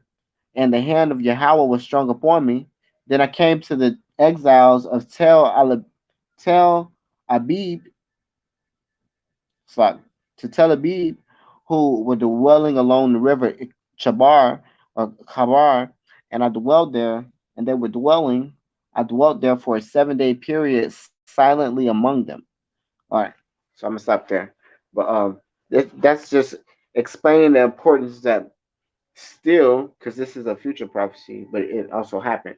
Even in those times, the children of Yasharal were still not heeding the Most High or His prophets that He sent on our behalf. Because this is what's like what I'm trying to get at.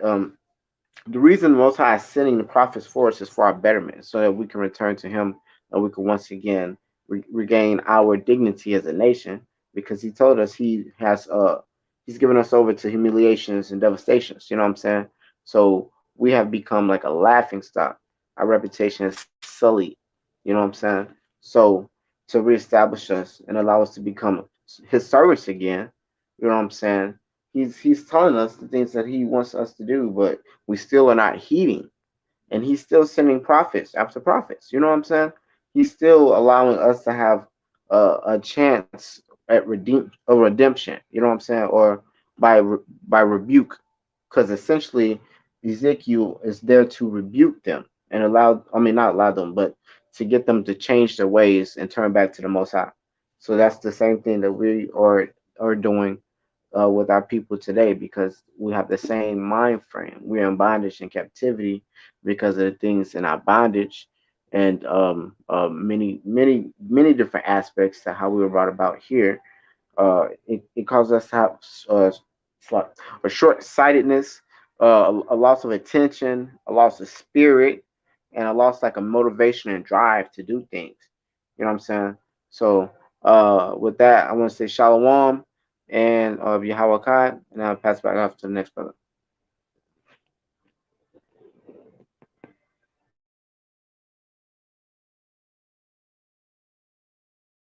Come on, brother.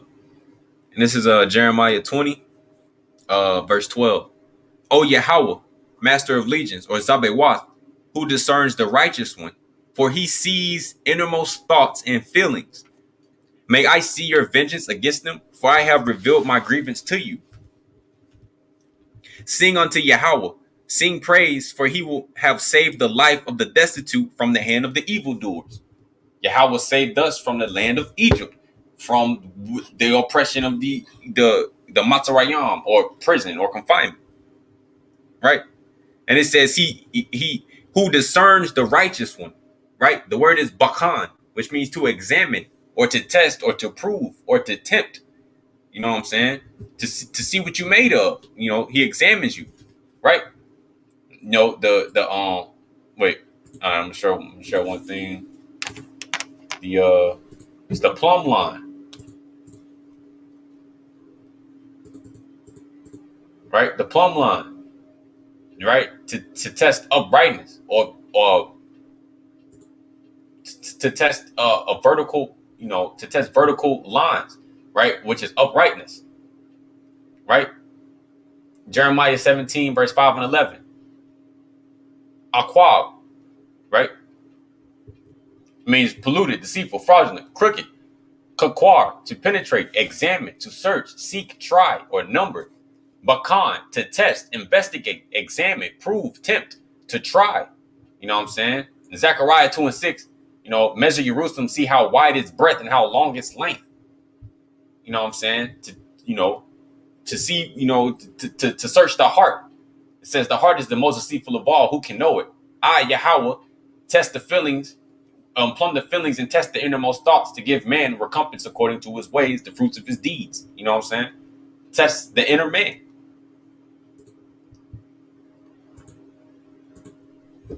And then my last verse is going to be Isaiah 56, verse 15. For thus said the exalted one and uplifted one, who abides forever and whose name is holy. I abide in exaltedness and holiness, but I am with the despondent and lowly of spirit, to revive the spirit of the lowly and to revive the heart of the despondent. For not forever will I contend, nor will I be eternally wrathful, when the spirit that envelops them is from me, and I made their souls. You know what I'm saying? You know, so hey, we got to turn back to Yahweh. You know, turn back to the Torah. You know what I'm saying? You know what I'm saying? Like just, and as you can see, Babylon is falling, and our people are still relying on its oppressor. You know what I'm saying?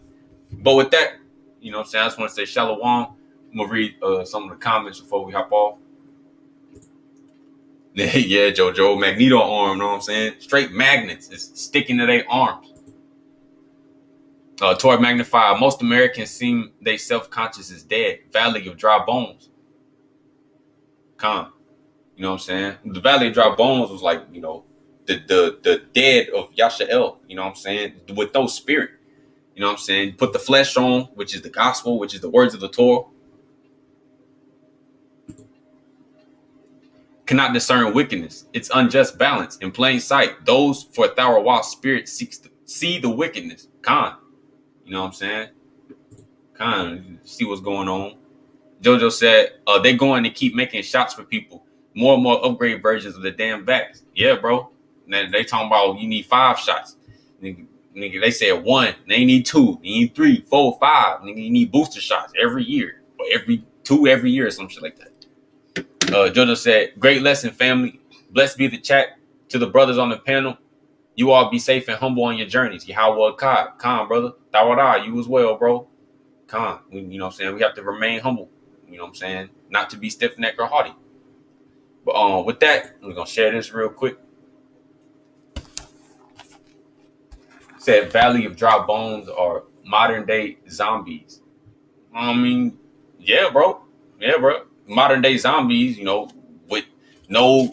They can't think further than them fucking, I don't know, just doing some wicked shit every day. Them thinking of carnality or, you know what I'm saying, just some stupid shit. Focused on entertainment. Shalom, lost the bell. Shalom, Torah magnified. Yahweh Akkad. And I'm gonna share this real quick and then close it out.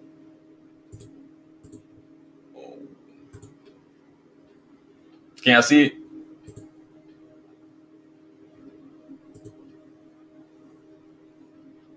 Hello? Khan, we can see it. Oh, okay. It's like you gonna put your child through this?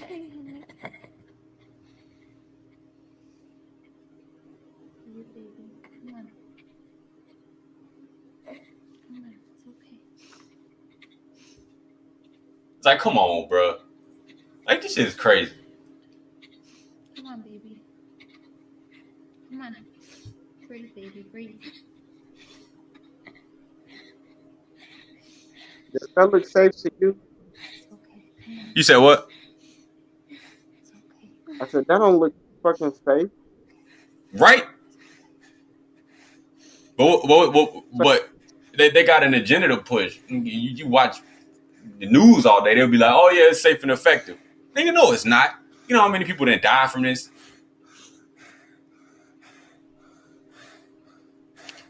Already? Right? Yeah, man. Shit's crazy.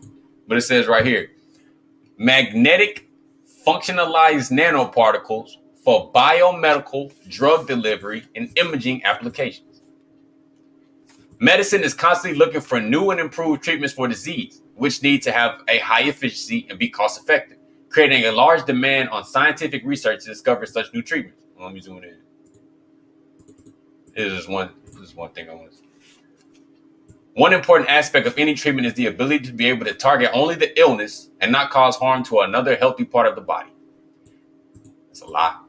For this reason, metallic nanoparticles have been and are currently being extensively researched for their possible medical uses, including medical imaging, antibacterial, and antiviral applications. Super paramagnetic metal nanoparticles possess properties that allow them to be directed around the body with a magnetic field or directed into a magnetic implant, which opens up the potential to conjugate various biocargoes to the nanoparticles that could then be directed for treatment in the body. Bro, what? Bro, Man, these niggas, bro. So basically, what it's saying is, when they inject your ass, nigga, and they inject this super paramagnetic metal nanoparticle in you, it's able to unleash medicine, which is not medicine, it's an antigen. And if you look up the word antigen, it stands for a foreign substance, foreign to the body, which causes an immune response. But with the nanoparticles in it, in the mRNA, it overworks your cells and kills them off, replicating the mRNA from the vaccine. It's not even a vaccine, bro. It's just a naquab, which is a pierce or a jab. Witchcraft magic. You said what, bro? Witchcraft magic. Exactly. It says, here we Ritual. report on some of the current biomedical applications of various metal nanoparticles, including single metal nanoparticles, functionalized metal nanoparticles, and core shell metal nanoparticles using core of FeO4 as well as synthesis methods as these core shell nanoparticles. Bro, it's like, come on now, man. Metal nanomaterials represent a significant doorway for the future of medicine.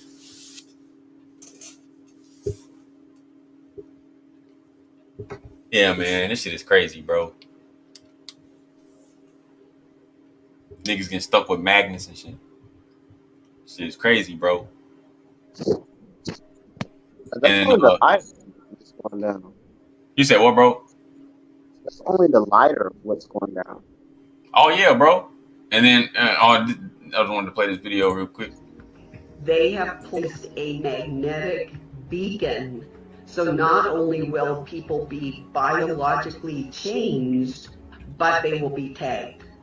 And this is owned and operated by Rockefeller. This is part of the Barcode for Life initiative to tag and identify all life forms. No longer will any life form be pure. So that's basically what they're doing, is tweaking us enough that we can be patented. This COVID situation is the first deployment of a construct, a new life form. They have learned how to fuse biological life and robotics. And the purpose of that is for extermination, because they don't want anything of the old world. They want a new world. And they want, by 2025, all the old humans eradicated, and any human from now on basically has to be engineered in a laboratory and enhanced and augmented and part of the matrix. They are retooling and rewiring our bodies. Each one of us right now has 20 to 30,000 nanoparticles. They wanted to put chips in people's brains, but they didn't want to have to do surgery. So after many, many years, they came up with a gel. Right? It's called hydrogel or quantum dot, which is funded by Bill Gates. Right? It's the same thing as nanoparticles. It's the same shit. And it's a waxy, like fiber fiber thing, which is what they make the masks out of. This gel is well, them blue cotton masks or whatever. Or quantum dot, Bill Gates's quantum dot.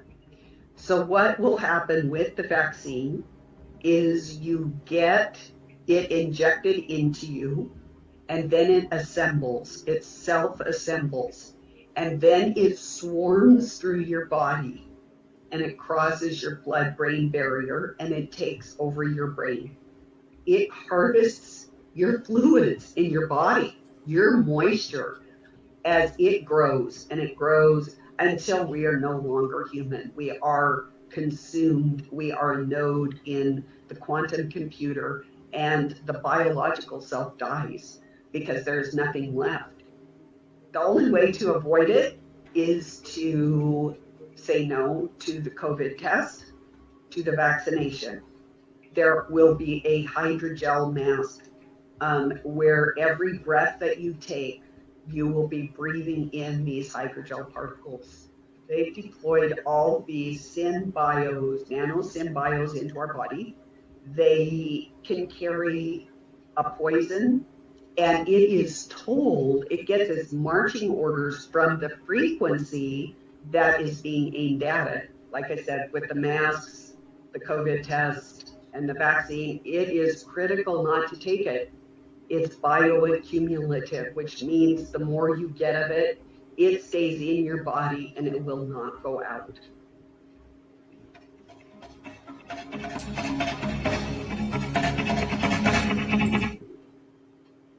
Yeah, man. Nigga, fuck Bill Gates. Fuck Fauci. Nigga, fuck that COVID shot. Fuck that COVID test. Fuck Nigga, Pfizer. fuck all that shit. Fuck Pfizer. Fuck BioNTech. Fuck all that shit. Nigga, these niggas are some these motherfuckers are some witches, bro. Straight witches, bro. Tor Magnify said, "What's even more madness is our family members fall into the trap." Yeah, man. Yeah, man. I know plenty of family members who done got that jab, man. You know what I'm saying? But it's like you know what I'm saying? They didn't even know. So it's like how they didn't even know. You know what I'm saying? So I just you know what I'm saying? I just hope they okay. You know what I'm saying? Because they ain't even know. But still, it's like if you did some research, you would know. Yeah. But with that, Shalom to everybody who tuned in. Shalom, Brother X and Brother Z.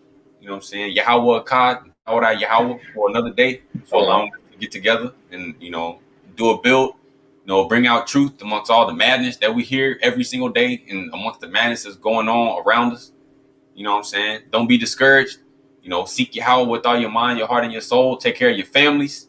You know what I'm saying? Keep the Torah in your mind and your heart, as an ornament, as frontlets. You know what I'm saying? Shall be upon your mind always. You know what I'm saying? Yahweh is our refuge. You know what I'm saying? Only seek him.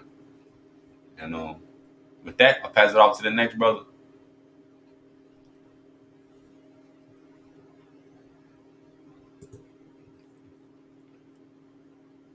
Cause I'm just gonna go ahead and close it out.